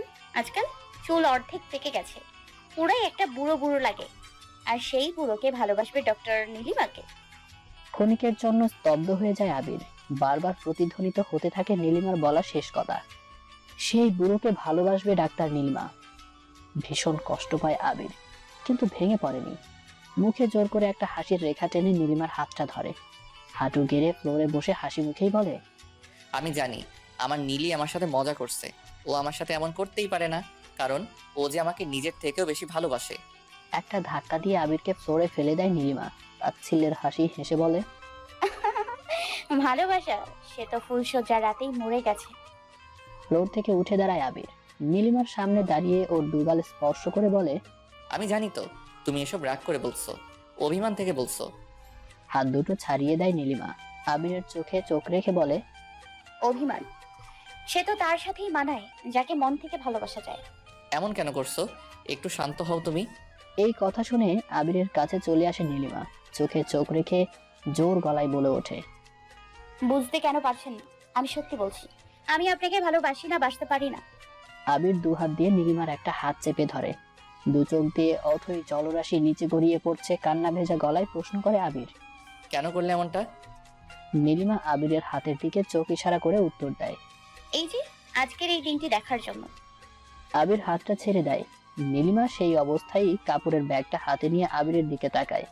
আবির তখনও সে স্থানে ঠায় দাঁড়িয়ে আছে। কাপা গলায় আসি বলে বিদায় নেয় নীলিমা।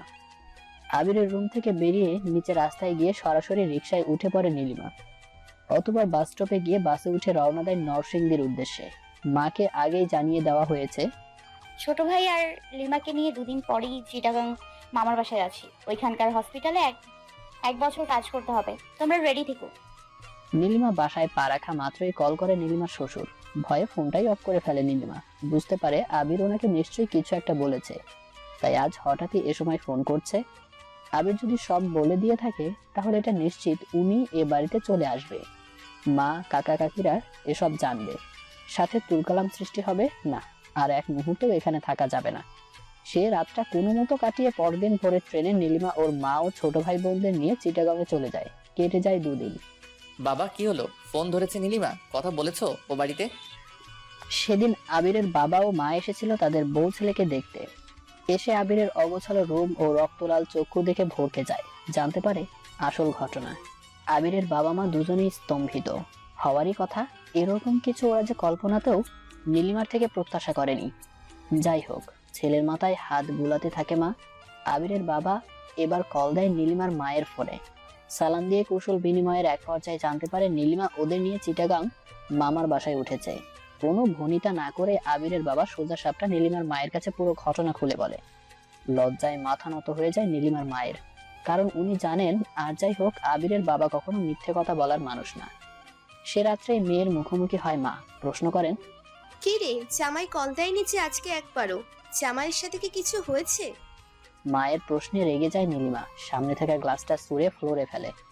রেগে কাঁপতে কাঁপতে জবাব দেয়, আর কখনো যদি এই জামাই জামাই শুনি তাহলে কুরুক্ষেত্র বয়ে যাবে।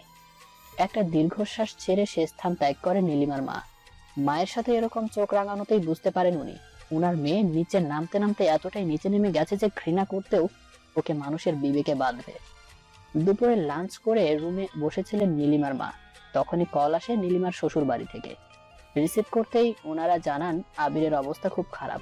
আপনারা যত শীঘ্র সম্ভব একবার ঢাকায় আসুন। হসপিটাল থেকে কেবল ফিরছিল নীলিমা ড্রেসটা চেঞ্জ করে, জরুরি একটা কাজে খাতা কলম নিয়ে বসেছিল। ঠিক তখনই রুমে মায়ের আগমন। অনেকটা ঝাঁঝালো গলায় বলে ওঠেন, নবাবজাদি, কলম ঘোরাতে হবে না, আগে আমার সাথে ঢাকায় চল। রাগ উঠে যায় নীলিমার। অনেকটা জোর গলায় কলম নাড়িয়ে অসময়ে রুমে আসা এবং নবাবজাদি কথাটা বলার জন্য মাকে কতগুলো তিক্ত কথা শুনিয়ে দেয়। মাথায় রক্ত উঠে যায় নীলিমার মায়ের। ড্রেসিং টেবিলের উপর পড়ে থাকা ধারালো ছুরি হাতে এগিয়ে যায় মেয়ের দিকে। এক হাত দিয়ে নীলিমার হাতটা টেবিলের উপর চেপে ধরে, তারপর আরেক হাতে রাখা ছুরিটা আঙ্গুলের উপর চেপে ধরে নীলিমার মা। দাঁতে দাঁত চেপে শরীরের সবটুকু ভর দিয়ে মা তার মেয়ের আঙ্গুলের ছুরিটা চেপে ধরে। রাগে জ্ঞানশূন্য মায়ের কানে মেয়ের আর্তনাদ না পৌঁছালো পাশের রুমে ভাই বোন এবং মামির কানে ঠিকই পৌঁছে। চিৎকার শুনে দৌড়ে আসে ওরা। ততক্ষণে যা হওয়ার তা হয়ে গেছে। ও মাগু করে বিছানায় চিতল মাছের মতো তরপাতে তরপাতে সবার চোখের সামনে জ্ঞান হারায় নীলিমা। নীলিমার ডান হাত থেকে বৃদ্ধা আঙুলটা আলাদা করে ফেলেছে ওর মা। এটা দেখে ওর ভাই জ্ঞান হারায়। বোন লিমা ও মামি একটা চিৎকার দিয়ে নীলিমার মায়ের কাছে ছুটে আসে। লিমা ওর বোনকে জড়িয়ে ধরে আপু আপু বলে আর্তনাদ করতে থাকে। এ কি করলেন আপা? হাত থেকে একটা আঙ্গুল আলাদা করে ফেললেন? পাশ থেকে নীলিমার মামি প্রশ্ন করে, উত্তর আসে, বেশ করেছি, ভাগ্যিস সাতটা কেটে ফেলিনি এখনো। কলম নাড়ানো, জন্মের মতো কলম নাড়ানোর শখ মিটিয়ে দিতাম। কথা বাড়ায়নি নীলিমার মামি। লিমাকে সাথে করে নীলিমাকে ধরে সিএনজিতে করে হসপিটালে নিয়ে যায়। ততক্ষণে জ্ঞান ফেরে নীলিমার ছোট ভাইটার। মায়ের দিকে একরাশ ঘৃণার চোখে একবার তাকিয়ে মামাতো ভাইয়ের সঙ্গে সেও ছুটতে থাকে হসপিটালের উদ্দেশ্যে। জ্ঞান ফেরে নীলিমার। প্রয়োজনীয় চিকিৎসা শেষে রাত্রি 11টায় বাসায় নিয়ে আসা হয় ওকে। পরদিন ভোরবেলা একরকম জোর করে নীলিমার ছোট দু ভাই বোন নিয়ে ওর মা ঢাকার উদ্দেশ্যে রওনা দেয়। আসার আগে একমাত্র ছোট ভাই ও ভাবিকে মেয়ের কৃতকর্ম সম্পর্কে সবকিছু জানিয়ে আসেন। এত অসুস্থতার খবর পাওয়া সত্ত্বেও নীলিমা আসেনি। এটা শুনে আবির বুঝে যায় নীলিমার জীবনে ওর স্থানটা কোথায়। নীলিমা চলে যাওয়ার পর আবির প্রায় পাগল হয়ে গিয়েছিল। বাসায় চিৎকার করে কেঁদে উঠত। পরিপূর্ণ জীবনে হঠাৎ বিশাল শূন্যতাও সামলে উঠতে পারছিল না। বন্ধুরা এসে ওকে সান্ত্বনা দিতে লাগলো, কিন্তু কোনো সান্ত্বনা ওকে বাঁধতে পারলো না। আবির কলেজ থেকে ছুটি নিল। সোহরাওয়ার্দী উদ্যান, রমনা পার্ক, চন্দ্রিমা উদ্যানে একা একা ঘুরতে লাগলো। আবার শিক্ষকতা শুরু করলো। প্রথমে প্রতিটি কাজে ভুল হতো, পরে আস্তে আস্তে সব ঠিক হতে লাগলো। আবির স্বাভাবিক হতে লাগলো। 2 বছর পর আবিরের ফোনে একটা কল এলো। রিসিভ করে হ্যালো বলতেই নারী কণ্ঠে বলল, কেমন আছো? চিনতে অসুবিধা হয়নি, এ নীলিমা। উত্তর দিল আবির। ভালো। ওপাশ থেকে ভেসে এলো, সরি। পুরনো ক্ষতকে নতুন করে জাগানোর কোনো ইচ্ছেই আবিরের ছিল না, তাই তো কল কেটে ফোনটা বন্ধ করে ফেললো। অপর প্রান্তে অন্ধকার রুমে হু হু করে কেঁদে উঠল নীলিমা। গত 1 বছর ধরে নীলিমা ঢাকা শহরে। একই শহরেই দুজনের বসবাস, অথচ নীলিমা পারছে না আবিরের সামনে গিয়ে দাঁড়াতে। এতদিন ধরে জমিয়ে রাখা মনের অব্যক্ত কথাগুলো বলতে হয়তো আর কখনো বলাই হবে না। ফাল্গুনের 2 সপ্তাহ আগে প্রিন্সিপাল স্যার সকল শিক্ষক শিক্ষিকাদের নিয়ে মিটিং এ বসলেন। আলোচ্য বিষয় এবারের বসন্তের প্রথম দিন ঠিক কিভাবে উদযাপন করবেন। আলোচনা চলল টানা 3 ঘন্টা। আলোচনার এক পর্যায়ে বক্তব্য রাখেন হিসাব বিজ্ঞানের সাইফুল স্যার। উনি চান কলেজে এবার বসন্ত উৎসবের পাশাপাশি প্রাক্তন ছাত্রছাত্রীদের পুনর্মিলনের ব্যবস্থা হোক। প্রিন্সিপাল ওনার সিদ্ধান্তকে সাধুবাদ জানান। জানিয়ে দেওয়া হয় সালের মধ্যে ব্যাচের সকল প্রাক্তন ছাত্রছাত্রীদের কল করে যাতে বিষয়টা জানিয়ে দেওয়া হয়। আবিরকে বলে দেওয়া হয় আবির যেন নীলিমাকে বিষয়টা জানিয়ে দেয়। সেদিন কলেজের হয়ে মেসেজের মাধ্যমে আবির নীলিমাকে বিষয়টা জানায়। খুশিতে লাফিয়ে ওঠে নীলিমা। অনুষ্ঠানের দিন নির্দিষ্ট সময়ের পূর্বেই নীলিমা কলেজের উদ্দেশ্যে রওনা দিচ্ছিল। পথিমধ্যে এক বৃদ্ধার অ্যাক্সিডেন্ট হলে ওনাকে হসপিটালে নিয়ে চিকিৎসার ব্যবস্থা করে তবেই রওনা দেয়। নীলিমা কলেজে পৌঁছাতে পৌঁছাতে অনেকটা দেরি হয়ে যায়। ততক্ষণে অনুষ্ঠান শুরু হয়ে গেছে। সঙ্গীত অনুষ্ঠান পরিচালনার পুরো দায়িত্ব ছিল বাংলার অধ্যাপক আবিরের উপর। কলেজের সকল প্রাক্তন ছাত্র ছাত্রীদের তাদের নিজ নিজ আসন গ্রহণ করার বিনীত অনুরোধ করা হচ্ছে। কলেজ গেট থেকেই নীলিমা মাইকে আবিরের কণ্ঠটা শুনে নেয়। কম্পন শুরু হয় ভেতরে। ভীরু পায়ে কলেজ মাঠে মঞ্চের পাশে একটা চেয়ার টেনে বসে। এখানে এসে নিজেকে খুব অসহায় মনে হচ্ছে নীলিমার। সবাই কিরকম সুন্দর করে সেজে এসেছে। ছেলেরা পাঞ্জাবি আর মেয়েরা বাসন্তী রঙের শাড়ি। কি সুন্দরই না লাগছে সবাইকে। বিশেষ করে আবিরের থেকে তো চোখই ছড়ানো যাচ্ছে না। পাঞ্জাবিতে অস্থির লাগছে আবিরকে। ইস, কেন যে আজকে শাড়ি পরে এলাম না। নীলিমা মুগ্ধ দৃষ্টিতে আবিরের দিকে তাকিয়ে আছে। এমন ভাবে তাকিয়ে আছে যেন আবিরকে দেখার তৃষ্ণা এ জন্মে ওর মিটবে না। আবির পাশে বসে থাকা অতিথি ম্যাম জ্যোতি মেয়েটার সাথে কি একটা বিষয় নিয়ে যেন হাসাহাসি করছিল। তখনই পেছন থেকে ইতিহাসের অধ্যাপক জনাব মামুনুর রশিদ মাইক হাতে নিয়ে বলতে থাকেন, আবির স্যার, অনেক অপেক্ষা করিয়েছেন, এবার তো শুরু করুন। ওরা যে আপনার কণ্ঠের জাদুতে মুগ্ধ হওয়ার জন্য অধীর আগ্রহে বসে আছে। আবির মাইকের অনেকটা কাছে গিয়েই বলে, কি করে শুরু করব স্যার? জ্যোতি ম্যাম এত সুন্দর করে রবীন্দ্রসঙ্গীত গাইতে পারে, ওনাকে বললাম আমার সাথে গাওয়ার জন্য, উনি রাজি হচ্ছেন না। মন খারাপ করে আবির বলে। ঠিক আছে, আমি একে একে শুরু করছি। সবাই নড়ে চড়ে বসে। আবির গাইতে শুরু করে। যদি তারে নাই চিনি গো সে কি। এটুকু বলে আবির থামতেই ডান পাশ থেকে খালি গলায় গেয়ে ওঠে নীলিমা। যদি তারে নাই চিনবো, সে কি আমায় নিবে চিনে এই নব ফাল্গুনের দিনে জানি। চমকে ওঠে আবির, মঞ্চের বাম পাশে তাকালো। আবিরের সাথে অন্যান্য শিক্ষকরাও তাকালো।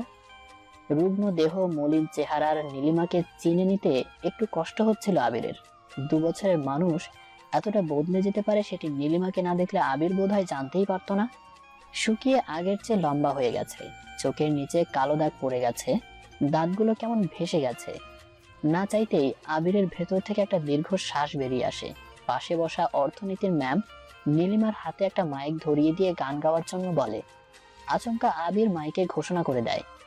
সুপ্রিয় শিক্ষার্থীবৃন্দ, এখন এই মুহূর্তে মঞ্চে আপনাদের সামনে গান নিয়ে আসছেন এই কলেজেরই প্রাণ, কলেজের একসময় সেরা ছাত্রী মিস নীলিমা। নীলিমার জন্য একটা জোরে হাততালি হবে। সকল ছাত্রছাত্রীরা উচ্ছ্বাসে ফেটে পড়ে, নীলিমাকে করজোরে অভিবাদন জানায়। আবির আবারও মাইকে ঘোষণা করে। নীলিমাকে মঞ্চে আসার জন্য বিনীত অনুরোধ করা হচ্ছে। কাপা পায়ে নীলিমা মঞ্চে ওঠে, ভীরু চোখে আবিরের দিকে তাকায়, মাইকটা মুখের সামনে নিয়ে গাইতে শুরু করে। গান শেষে মঞ্চ থেকে নেমে দৌড়ে কলেজ মাঠ ছেড়ে পালায় নীলিমা। কলেজ লাইব্রেরিটাই খোলা ছিল, সেখানে গিয়ে হু হু করে কেঁদে ওঠে নীলিমা। তুমি আমাকে এভাবে অপমান করলে? আমি তো শুধু একটু গানই গাইতে চেয়েছিলাম। অনুষ্ঠান শেষে বাসায় ফিরছিল আবির। প্রতিমধ্যে পথ আঁকড়ে দাঁড়ায় নীলিমা। গাড়ি থামিয়ে জানালার গ্লাসটা নামিয়ে রাগান্বিত দৃষ্টিতে নীলিমার দিকে তাকায় আবির। প্রশ্ন করে, দুনিয়াতে এত গাড়ি থাকতে আমার গাড়ির সামনে এসে মরতে হলো? দৌড়ে গাড়ির জানালার পাশে যায় নীলিমা, করুণ গলায় বলে, প্লিজ আপনি আমার কথাটা শুনুন। দেখুন মিস নীলিমা, এটা কলেজ নয়, পাবলিক প্লেস, তাই প্লিজ অযথা বাড়াবাড়ি করবেন না। এখানে আমার তাড়া আছে, রাস্তা ছাড়ুন। প্লিজ আপনি আমার কথাটা তো শুনুন, তারপর না হয় চলে যাব। ওকে বলুন, কি বলতে চান আপনি? কথাগুলো একান্তই ব্যক্তিগত, এখানে বলা ঠিক হবে না। আমি কি আপনার সাথে আপনার বাসায় গিয়ে ধীরে সুস্থে কথাগুলো বলতে পারি? আবির নীলিমার দিকে একবার ফিরে তাকায়, তারপর গাড়ির দরজাটা খুলে সামনের দিকে তাকিয়ে বলে, ওকে ফাইন, চলুন। নীলিমা তাড়াতাড়ি গাড়িতে উঠে বসে। গেটের ভেতরে গাড়িটা ঢুকতে ঢুকতে নীলিমা উপরে নিজের রুমে চলে যাচ্ছিল। পেছন থেকে ডাক দেয় আবির। নীলিমা পেছনে ফিরে তাকালে আবির জানায়, রুম চেঞ্জ করে ফেলেছি, এখানে আমার এক কাজিন থাকে, উপরে আমার রুম, চলুন। নীলিমা আবিরের পিছু পিছু ও রুমের দিকে পা বাড়ায়। দরজার লক খুলে ভেতরে ঢুকে আবির, তার পিছু পিছু নীলিমা। অনেক সুন্দর গোছানো 2টো রুম, একটা আবিরের বেডরুম আর একটা স্টাডি রুম। নীলিমাকে আবির স্টাডি রুমে বসার অনুমতি দিয়ে নিজে বেডরুমে চলে যায়। মিনিট 5 পর ফ্রেশ হয়ে ফিরে আসে আবির। স্টাডি রুমে একজন বসা যাবে এরকম একটা ছোট্ট সোফা আছে। আবির সেখানে বসে নীলিমার দিকে জিজ্ঞাসু দৃষ্টিতে তাকায়। নীলিমা কিছু না বলে চুপসে বসে আছে। ভ্রু কুঁচকে প্রশ্ন করে আবির, কি হলো বলুন, কি বলতে চান?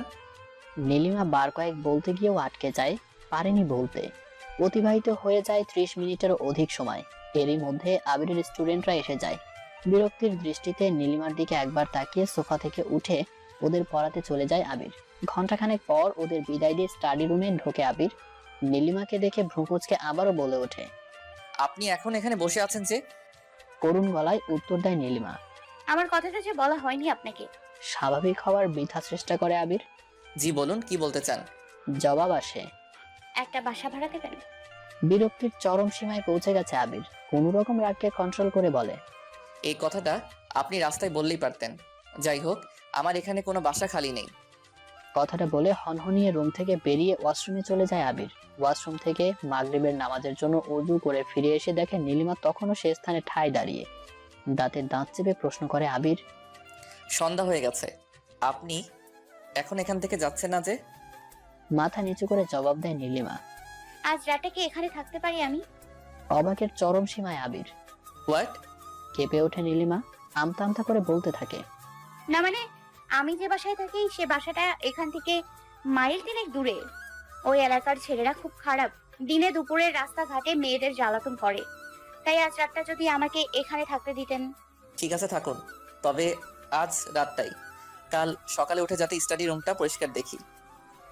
নীলিমা মাথা ঝাঁকিয়ে সম্মতি জানায়। পরের দিন সকালবেলা অটোরিকশায় ক্রিং ক্রিং আওয়াজে ঘুম ভাঙে আবিরের। জানালা মেলে নিচে তাকায় আবির, কিছুটা ঘুম গলায় প্রশ্ন করে, ও ভাই, সকাল সকাল কি শুরু করেছেন এসব? অটো চালক আবিরকে দেখে জোরে হাঁকিয়ে বলে, ভাই, ডাক্তার আপা আছে এখানে? আবির ভ্রু কুঁচকে প্রশ্ন করে, কোন আপা? অটো চালক চিল্লানোর স্বরে জবাব দেয়, ডাক্তার নীলিমা আপা, ওনাকে একটু ডেকে দিন। আবির ওর স্টাডি রুমের দরজায় গিয়ে নক করে। মিস নীলিমা, আপনাকে নেয়ার জন্য অটো এসেছে, নিচে দাঁড়িয়ে আছে। ধর্মরিয়ে বিছানা থেকে উঠে দৌড়ে নিচে নামে নীলিমা। আবির ওয়াশরুমে চলে যায়। ততক্ষণে নীলিমা অটো থেকে ওর প্রয়োজনীয় জিনিসপত্র নামিয়ে অটোওয়ালাকে দিয়ে ব্যাগপত্র উপরে তোলে। সবশেষে অটোওয়ালাকে বিদায় দিয়ে কাপড়ের ব্যাগটা নিয়ে উপরে ওঠে নীলিমা। ওয়াশরুম থেকে কেবল বেরিয়েছিল আবির, নীলিমার জিনিসপত্র দেখে তো থ হয়ে যায়। নীলিমা আপন মনে আলমারির লক খুলে কাপড়গুলো আলমারিতে রাখতে ব্যস্ত হয়ে পড়ে। চোখ কপালে উঠে যায় আবিরের। পেছন থেকে বলে ওঠে আবির, বসতে বলেছিলাম, এখন তো দেখি শুয়ে পড়ার ব্যবস্থা করেছেন আপনি। নীলিমা আবিরের কথায় কান্না দিয়ে আপন মনে ওর জিনিসপত্র গোছাতে ব্যস্ত হয়ে পড়ে। আবির আবারও বলে, ও হ্যালো, শুনতে পাচ্ছেন? ভ্রুকুচকে ফিরে তাকায় নীলিমা। আবিরের প্রশ্নের উত্তর না দিয়ে পাল্টা প্রশ্ন করে। এভাবে জ্বালাতন করছেন কেন? রেগে যায় আবির। হোয়াট? কি বলছেন আপনি? আমি আপনাকে জ্বালাচ্ছি? শান্ত গলায় নীলিমার জবাব। তা নয়তো কি? দেখতেই পাচ্ছেন আমি ব্যস্ত আছি, তারপরেও ষাঁড়ের মতো চিল্লিয়েই যাচ্ছেন। কি বললেন আপনি? আমি ষাঁড়? আগের চেয়ে দ্বিগুণ রেগে দাঁতে দাঁত চেপে প্রশ্ন করে আবির। আলমারিটা বন্ধ করে ফিরে তাকায় নীলিমা। কোমরে হাত রেখে রাগে মুডে জবাব দেয়, না, আপনি ষাঁড় নন, ষাঁড়ের মতো। উফ, যা বাচালের পাল্লায় পড়লাম না। কথাটা বলে হাতে ঝাড়ু নিয়ে নীলিমা আবিরের স্টাডি রুমে চলে যাচ্ছিল। পথ আগলে দাঁড়ায় আবির। নীলিমার রাগান্বিত দৃষ্টিতে তাকিয়ে প্রশ্ন করে, আমি বাচাল? উত্তর দেয় নীলিমা, আপনি শুধু বাচাল নয়, আপনি সাংঘাতিক রকমের খাটাসও বটে। নীলিমার ঝাড়ু নামিয়ে কথা বলা দেখে সে স্থান ছেড়ে চলে যাচ্ছিল আবির। খাটাস শব্দটা শুনে আবার ফিরে আসলো। কি বললেন, আমি খাটাস? অনেকটা রাগান্বিত ভঙ্গিতে দাঁতের দাঁত চেপে পাল্টা প্রশ্ন করলো নীলিমা। ভাই, আপনি আমায় সত্যি করে একটা কথা বলবেন, আপনি কি জন্ম থেকে এরকম টাইপের? আবিরের রাগটা চরম পর্যায়ে পৌঁছে যায় এবার। আপনার সাহস তো কম নয়, আপনি এখন আমার জন্মের দোষ দিচ্ছেন। উত্তর দেয় নীলিমা, উল্টাপাল্টা বলছেন কেন? আমি আপনার জন্মের আমি জানতে চাচ্ছি, আপনি কি জন্মগতভাবে এই স্বভাবের অধিকারী নাকি? মানে এই যে মানুষের পায়ে পা দিয়ে ঝগড়া করেন, সেটা আপনার কোন সময়কার অভ্যাস? শৈশবকাল, বাল্যকাল, যৌবনকাল, নাকি নাকি এই বয়সের মানে বৃদ্ধকালের? আমি বৃদ্ধ? হ্যাঁ, আপনি বৃদ্ধ। প্রমাণ? 2 বছর আগে দেখেছিলাম চুল পেকে গেছে, আজ দেখলাম বকবক না করলে ভালোই লাগে না আপনার। হোয়াট? এত ইংলিশ বলবেন না, কথায় কথায় ইংলিশ বলা মানুষ নীলি পছন্দ করে না। যাই হোক, বৃদ্ধ মানুষ যখন বুঝিয়ে দেওয়াটা নীলির কর্তব্য। নীলি শুনেছে বুড়ো হলে মানুষের চুল পেকে যায় এবং সারাদিন শুধু আজারা বকবক করে, ঠিক যেমনটা এখন আপনার মধ্যে দেখা যাচ্ছে। সেই হিসেবে আপনার এখন বৃদ্ধকাল। নীলি আশা করছে ও আপনাকে বোঝাতে পেরেছে। নীলি চায় ওর কথাগুলো ভুল প্রমাণিত হলেও কোনো কথা বলবেন না আপনি। আর যদি বলেই ফেলেন তাহলে মনে করবেন আপনি সত্যি সত্যি বৃদ্ধকালে আছেন। হে আল্লাহ, আমায় বইসহ উপরে উঠিয়ে নাও। স্টপ। কানে হাত দিয়ে জোরে চেঁচিয়ে ওঠে আবির। কেঁপে ওঠে নীলিমা। হাসি বন্ধ হয়ে যায়। নীলিমার বাঁ হাতটা মুঠোয় বন্ধি করে ফেলে আবির। তারপর চোখে চোখ রেখে প্রশ্ন করে, নীলি এত কিছু জানে তো এটা জানে না? কারো বাসায় অনুমতি ব্যতি রেখে প্রবেশ করা, এভাবে চিল্লিয়ে ভ্রু নাচিয়ে দাঁতে দাঁত চেপে কথা বলা এক ধরনের অভদ্রতা। আমার প্রশ্ন এখানেই, আত্মসম্মান বলতে যে একটা জিনিস আছে, সেটা কি আদৌ নীলির আছে? আমার তো মনে হয় নাই। থাকলে ভদ্রলোকের বাড়িতে এভাবে অভদ্রের মতো আচরণ করতো না। ভদ্র মানুষের মতোই সকালে ঘুম থেকে উঠে চলে যেত। কিন্তু নীলি তা না করে রাতের ভিতর বাসায় খবর দিয়ে জিনিসপত্র নিয়ে আসছে। ওকে দেখে তো আমার ব্যাকরণের একটা প্রবাদ মনে পড়ে গেছে, বসতে দিলেই শুইতে চাই। আসলেই বাঙালির স্বভাবই এরকম, ঠিক যেমনটা এখন নীলি অর্থাৎ আপনার মধ্যে দেখছি। কথাগুলো এক নিঃশ্বাসে বলে আবির থামে। প্রতি উত্তরে কিছুই বলেনি নীলিমা, শুধু আবিরের মুখের দিকে তাকিয়ে ঝাড়ু নিয়ে স্টাডি রুমে চলে গেল। আবির গোসল করে কলেজে যাওয়ার জন্য রেডি হচ্ছিল। প্লেটে করে কয়টা পরোটা আর একটু ডাল নিয়ে রুমে প্রবেশ করে নীলিমা। এক রাশ বিরক্তির দৃষ্টিতে আবির নীলিমার মুখের দিকে তাকায়। স্বাভাবিক কণ্ঠে বলে ওঠে নীলিমা, ব্রেকফাস্টটা করে যান, খাবারের সাথে রাগ করতে নেই। না খেয়ে চুপচাপ চলে যায় আবির। যাওয়ার আগে শুধু এটুকু বলে যায়, বেহায়া মানুষ কোনো কালেই আবিরের পছন্দ ছিল না।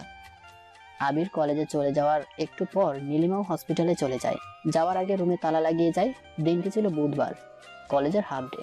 বুধবার দিন কলেজ দুপুর 1:20 ছুটি হয়ে যায়। অন্যদিন ছুটির পর স্টাফ রুমে বসে আড্ডা দিলেও সেদিন কেন জানি আবিরের আড্ডায় মন বসছিল না। হালকা টিফিন করে সবার থেকে বিদায় নেয় আবির। গেট খুলে রুমের সামনে এসে থেমে যায়। দরজায় ইয়া বড় তালা ঝুলানো। রাগে দুঃখে আবির ওর হাতটা দেয়ালে ছুঁড়ে মারে। অতঃপর ছাদে চলে যায়। ছাদ থেকে দেখা যাচ্ছে গেটের সামনে রিক্সা থেকে কেউ একজন নামছে। এ নীলিমা নয় তো? দৌড়ে নামে আবির ছাদ থেকে। হ্যাঁ, নীলিমাই ছিল। এরই মাঝে নীলিমাও সিঁড়ি বেয়ে উপরে ওঠে। সিঁড়ির পাশেই ময়লা ফেলার ঝুড়ির সাথে পুরনো জুতো রাখার বাক্স রাখা, তারই এক পাশে পলিথিনে মুড়ে চাবি রাখা।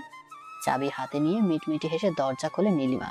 আঁচলে চাবি বাঁধতে বাঁধতে বলে, সংসার চালাতে বুদ্ধি লাগে। সাথে সাথে আবির আঁচল থেকে চাবিটা খুলে নিয়ে আলমারির উপর ছুঁড়ে মারে। জবাবে কিছু একটা বলতে গিয়েও থেমে যায় নীলিমা। লাঞ্চের জন্য দুপুরের তাড়াহুড়ো করে ভাত তরকারি রান্না করে আনে নীলিমা। টেবিলে খাবার পরিবেশন করে আবিরকে ডাক দেয়। শুনছেন, খাবার রেডি। কপালে হাত দিয়ে চোখ বুজে চিন্তার জগতে ডুবে গিয়েছিল আবির। ঘোর কাটে নীলিমার ডাকে। শোয়া থেকে উঠে বসে, ভ্রু কুঁচকে বলে ওঠে আবির, বেহায়া দেখেছি, তবে আপনার মতো বেহায়া দেখিনি। কষ্ট পায় নীলিমা, কিন্তু মুখে প্রকাশ করেনি। আবার আবিরকেও বিরক্ত করতে চায়নি, তাই তো চুপচাপ আবিরের কক্ষ ছেড়ে বের হয়ে যায়। কিছু না মুখে দিয়েই খাবারগুলো ঢেকে রেখে দেয়। সন্ধ্যার পর পড়ার জন্য স্টাডি রুম থেকে বই নিতে আসছিল আবির। তখনই নীলিমাকে বিছানায় গড়িয়ে কান্না করতে দেখে। পেটে হাত রেখে ও মাগো ও আল্লাগো বিছানার এপাশ ওপাশ করছে নীলিমা। আবিরের ভেতরটা কেন জানি মোচড় দিয়ে ওঠে। বই রেখে ধীর পায়ে আবির নীলিমার পাশে গিয়ে বসে। নরম স্বরে প্রশ্ন করে, কি হয়েছে নীলিমা? অস্ফুট স্বরে জবাব দেয় নীলিমা, গ্যাস্ট্রিকের ট্যাবলেট আর একটু পানি প্লিজ। আবির ওর রুমে গিয়ে একটা গ্যাস্ট্রিকের ট্যাবলেট নিয়ে আসে। কিচেন থেকে পানির জগটা আনার সময় কৌতূহলবশত পাতিলের ঢাকনা মেলতেই থ হয়ে যায়। পাতিল ভর্তি ভাত তরকারি। না চাইতেও চোখের কোনায় জল চলে আসে আবিরের। গ্লাসে করে এক গ্লাস পানি নিয়ে স্টাডি রুমে ঢোকে আবির। গ্যাস্ট্রিকের ট্যাবলেট আর পানি গ্লাসটা এগিয়ে দিতেই ঢক ঢক করে এক গ্লাস পানি খেয়ে নেয় নীলিমা। আর গ্লাস প্লিজ। আবির পানির জগটা নিয়ে এসে আরো এক গ্লাস পানি এগিয়ে দেয় নীলিমার দিকে। সে পানিটুকুও ঢক ঢক করে গিলে ফেলে নীলিমা। আবির আবারও পানি দেয়। এবার নিমেষেই গ্লাস খালি করে ফেলে। চোখের কোণে জমে থাকা অশ্রু ফোঁটাগুলো একটু একটু করে আবিরের গাল গড়িয়ে নিচে পড়ছে। কাপা হাতে আরো একবার গ্লাস বাড়ায় নীলিমার। আবির জগের অবশিষ্ট পানিটুকু ঢেলে দেয়। এবার একটু পানি মুখে নিয়ে হাতে রাখা ট্যাবলেটটা খেয়ে সাথে সাথে খাটে হেলান দিয়ে শুয়ে পড়ে। আবির বই নিয়ে রুম থেকে বের হয়ে যায়। রাত্রে খাবারের জন্য ডাক দিতেই টেবিলে এসে আবির হাজির। খাবার মুখে দেওয়ার এক পর্যায়ে পাশে দাঁড়ানো নীলিমার মুখের দিকে তাকায় একবার। কিছুটা অস্বস্তিতে পড়ে যায় আবির। মনে মনে বলে, বুঝলাম না, খাবারই তো খাচ্ছি, তার জন্য এমন হাঁ করে তাকিয়ে থাকার কি আছে? খাওয়া শেষে চলে যাওয়ার সময় বলে যায় আবির। খেয়ে নিন। নীলিমার মুখে রাজ্য জয়ের হাসি। নজর এড়ায় না আবিরের। এই হাসি একদিন তার জীবনের কাল হয়ে দাঁড়িয়েছিল। পাগলের মতো হয়ে যায় আবির। কিছু না বলে উঠে ঠাস করে নীলিমার মুখের উপর দরজা লাগিয়ে দেয়। রাত্রে যে যার মতো ঘুমিয়ে পড়ে। আবির বেডরুমে, নীলিমা স্টাডি রুমে। প্রবল বেগে ঝড় বয়ে যাচ্ছিল। ঝড়ের তাণ্ডবে সবকিছু কেমন উল্টো পাল্টা হয়ে যাচ্ছিল। আবিরের রুমের এক জানালা আরেক জানালার সাথে লেগে ঠাস ঠাস শব্দ হচ্ছিল। বাহির থেকে বৃষ্টির ফোঁটা এসে আবিরের রুমের বিছানার চাদর অনেকটা ভিজিয়ে দেয়। শোয়া থেকে উঠে এসে জানালাগুলো লাগাতে স্টাডি রুমের বারান্দার ওইদিকে জানালার কথা মনে পড়ে। ওই জানালা তো লাগানো হয় না দুদিন ধরে। এতক্ষণে তো মনে হয় জানালার কাজগুলো ভেঙে চূর্ণ বিচূর্ণ হয়ে গেছে। দৌড়ে যায় আবির নীলিমাকে ডাকতে। দরজা ধরতেই খুলে যায়। তাড়াতাড়ি ভেজা পর্দাটা উঠিয়ে জানালাগুলো লাগিয়ে নেয় আবির। দরজাটা লাগিয়ে ঘুমান, চোর ঢুকতে পারে। এটা বলে খাটের দিকে তাকাতেই ভয়ে চমকে যায় আবির। একজোড়া চোখ ওর দিকে কেমন ফ্যাল ফ্যাল দৃষ্টিতে তাকিয়ে আছে। মনে মনে আল্লাহর নাম জপে লাইটটা অন করে আবির। এ কি, আপনি নিচে গেলেন কেন? এমনিতেই যা শীত, তার উপর প্রবল বেগে ঝড়। শীতে মরে যাওয়ার উপক্রম হয়েছিল নীলিমার। এদিকে এ রুমে গায়ে দেওয়ার জন্য পাতলা কাঁথা ছাড়া কিচ্ছু নেই। আবিরকে ডাক দিতেও ভয় হচ্ছিল, কারণ ওর রুমে যেতে মানা। তাই অনেকটা নিরুপায় হয়েই অসহায়ের মতো খাটের ওপরে মোটা করে পাতানো লেপের ভেতর ঢুকে যায় নীলিমা।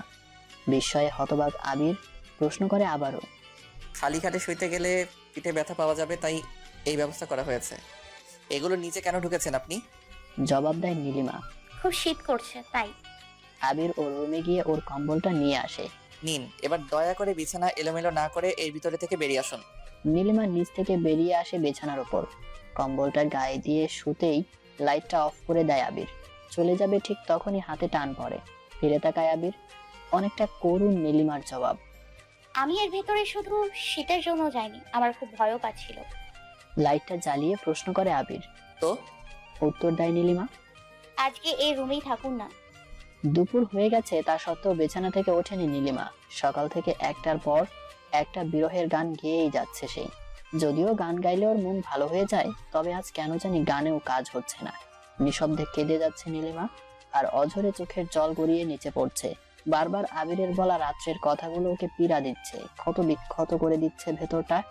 রাত্রে অনেক রিকোয়েস্টের পর আবির নীলিমার পাশে শুয়েছিল। আবির নীলিমার ঠিক বিপরীত মুখী হয়ে শুইলেও নীলিমার স্পর্শে ঘুমের মধ্যে সোজা হয়ে যায়। কেন জানি নীলিমার খুব ইচ্ছে হচ্ছিল আবিরের বুকে মাথা রাখতে, ওই বুকে কান পেতে শুনতে হৃদস্পন্দনগুলো কার কথা বলে, ওর নাকি রাত্রির, যার কথা আবির ওর ডায়েরির প্রত্যেকটা পাতায় লিখে রেখেছে। মনে পড়ে নীলিমার আবির ওর ডায়েরির পাতায় প্রথম লেখা ছিল, আমার হৃদয়ের প্রতিটি স্পন্দন যার কথা বলে সে রাত্রি, আমার প্রথম প্রেম রাত্রি, আমার প্রথম ভালোবাসা রাত্রি। আচ্ছা, ও তো এখন ঘুমিয়ে আছে, হৃদয় স্পন্দন একটু একটু করে ওঠানামা করছে। এখন তো আমার ওর বুকে মাথা রাখতে কোনো বাধা নেই। আমি তো এখন কান পেতে শুনতে পারি ওর নিঃশ্বাস প্রশ্বাস কার কথা বলছে। নীলিমা আবিরের বুকে মাথা রেখে খুব করে শোনার চেষ্টা করছে আবিরের নিঃশ্বাস ঠিক কার কথা বলছে, কিন্তু পারছে না নীলিমা। শত চেষ্টার পরও নীলিমা শুনতে পায়নি রাত্রির নাম। তবে কি ও আমায় না, ও তো রাত্রিকেই ভালোবাসে, ডায়েরিতে তো সেটাই লিখলো। আচ্ছা, আর একটু ভালো করে শুনে দেখি তো। নীলিমা কাপা হাতে আবিরের পরনের শার্টের বোতামগুলো একটা একটা করে খুলে ফেলে, মাথা রাখে আবিরের প্রশস্ত বুকে, কান পেতে শোনার চেষ্টা করে ওই বুকে কে আছে। আবারও ব্যর্থ হয়, হাঁপিয়ে ওঠে নীলিমা। ক্লান্ত নীলিমা আবিরের লোমশ বুকে মাথা রেখে চোখের পানি ছেড়ে দেয়। নড়ে ওঠে আবির, মাথা তুলে তাকায় নীলিমা, চোখ যায় আবিরের বুকের প্রশস্ত লোমগুলোর দিকে।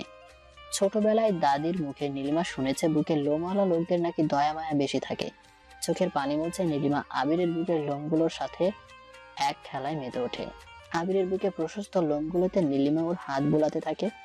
একবার লোমগুলো হাত দিয়ে শুইয়ে দেওয়ার চেষ্টা করছে, তো আবার বিপরীত মুখী থেকে হাত বুলিয়ে লোমগুলো দাঁড় করাচ্ছে। এ এক অদ্ভুত খেলা। হঠাৎই আবিরের ঘুম ভেঙে যায়, মনে হচ্ছে বুকের ভেতর কেউ আগুন ধরিয়ে দিয়েছে। চোখ মেলে তাকায় আবির, নীলিমা তখন আপন মনে আবিরের বুকে হাত বুলিয়ে যাচ্ছে। বুক থেকে ধাক্কা দিয়ে ফেলে দেয় আবির নীলিমাকে। খাট থেকে উঠে বসে নীলিমা, ভীরু ভীরু চোখে আবিরের দিকে তাকায়। প্রচন্ড রাগ উঠে যায় আবিরের, খাট থেকে নিচে নেমে পড়ে।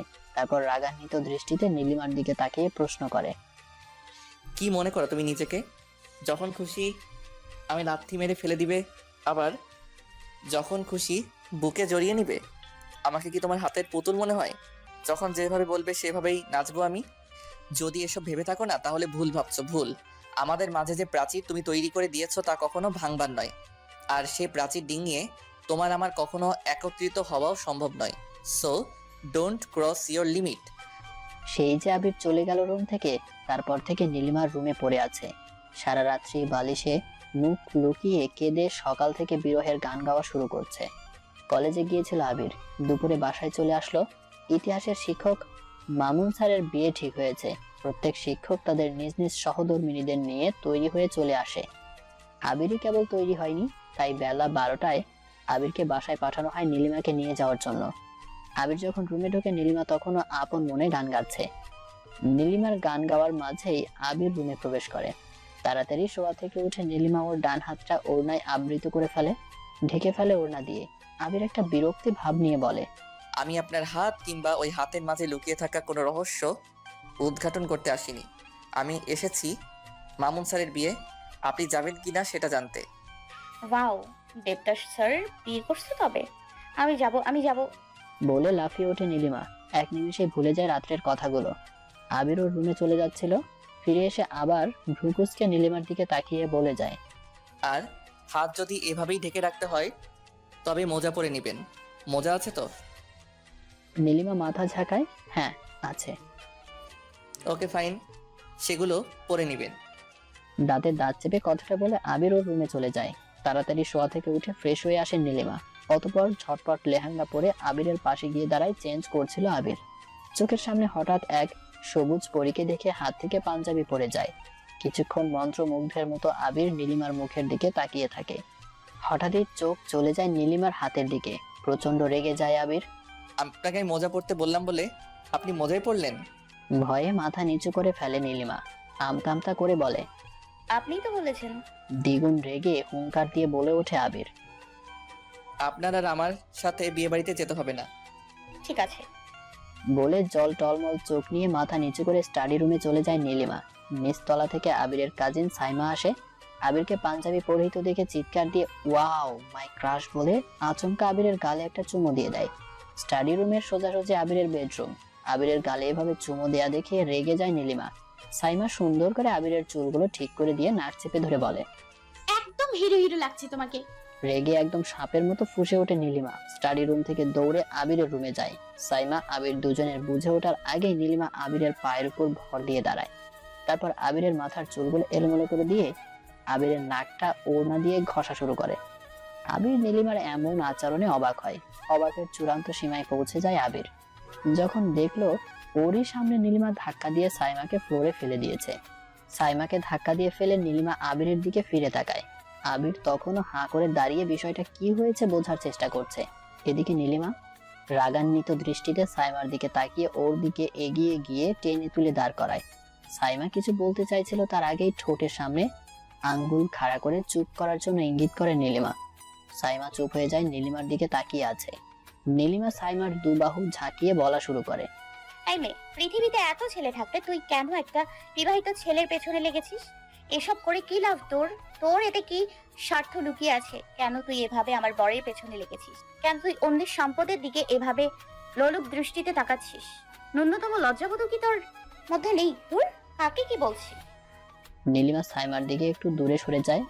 তারপর আবারও বলতে থাকে, নৈতিকতার যে কি শিক্ষা মানুষ তার পরিবার থেকে পায়, সেটা মনে হয় তোর পরিবার তোকে দিতে পারেনি, তাই তোর এই অধঃপতন। তুই আসলে... পুরো কথা বলতে পারেনি নীলিমা। তার আগেই রুম ছেড়ে বেরিয়ে যায় সাইমা। পেছন থেকে ডাকতে থাকে নীলিমা, ওই শয়তান মাইয়া, চলে যাচ্ছিস কেন? শুনে যা আরো কিছু কথা।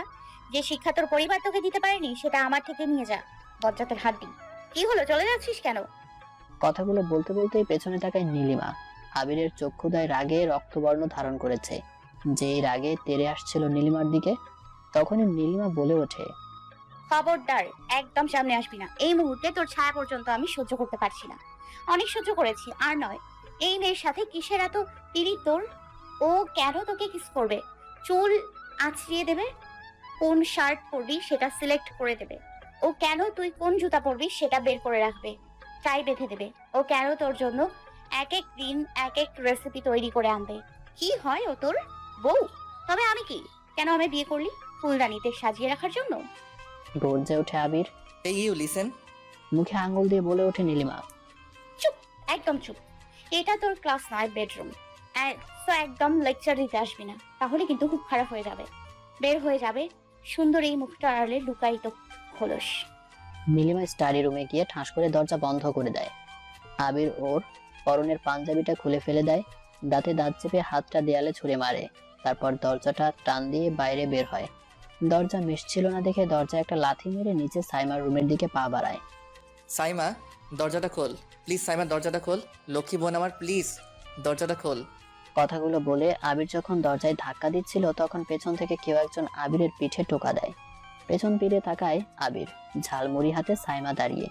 চমকে যায় আবির। তুই তাহলে ভিতরে কে?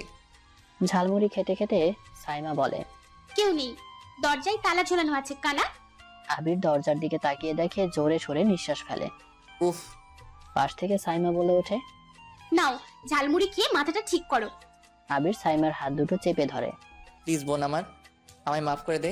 সাইমা চেঁচিয়ে ওঠে, আরে আরে ভাইয়া, কি করছো এসব? ঝালমুড়ি তো পড়ে যাচ্ছে। যাক, আমি তোকে আবার কিনে দিব। তুই প্লিজ বল আমায় মাফ করেছিস কিনা। করুণ চোখে আবির সাইমার দিকে তাকিয়ে বারবার একই আকুতি করে যাচ্ছে। সাইমা অত্যন্ত স্বাভাবিক গলায় বলল, আমি তোমাকে ছুঁয়ে বলছি ভাইয়া, আমি তোমার বইয়ের কথাই কিচ্ছু মনে করিনি।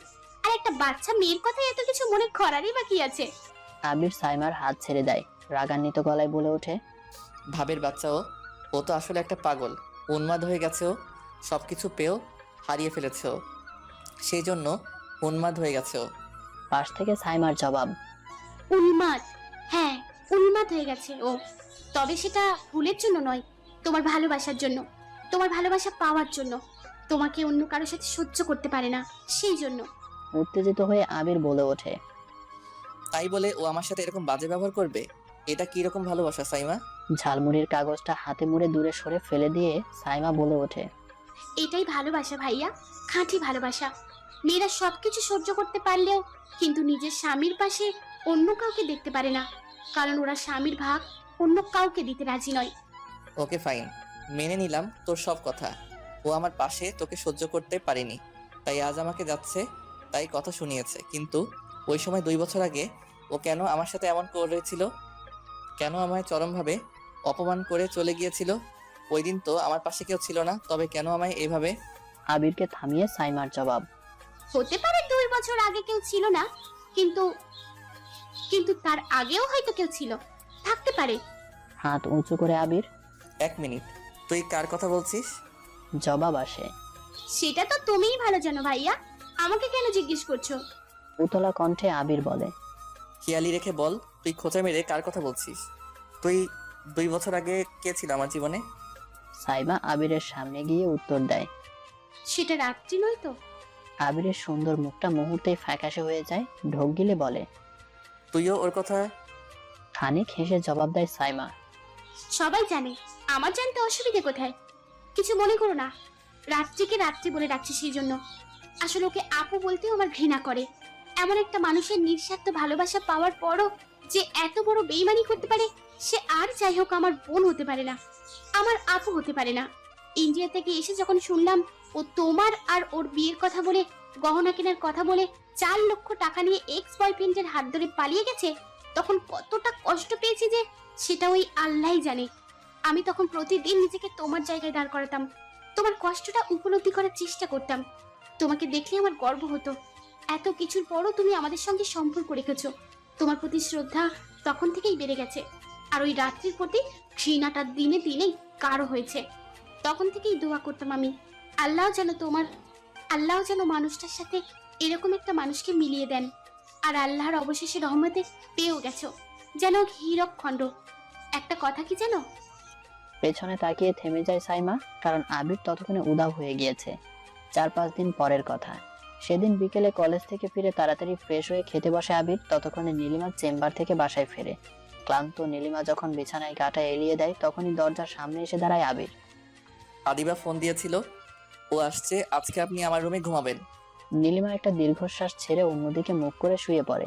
রেডি হয়ে চলে যাচ্ছিল আবির, ফিরে আসে, দরজার কাছ থেকে বলে, বন্ধুর বার্থডে পার্টিতে যাচ্ছি, ফিরতে একটু রাত হবে, আপনারা খাওয়া দাওয়া করে ঘুমিয়ে পড়বেন।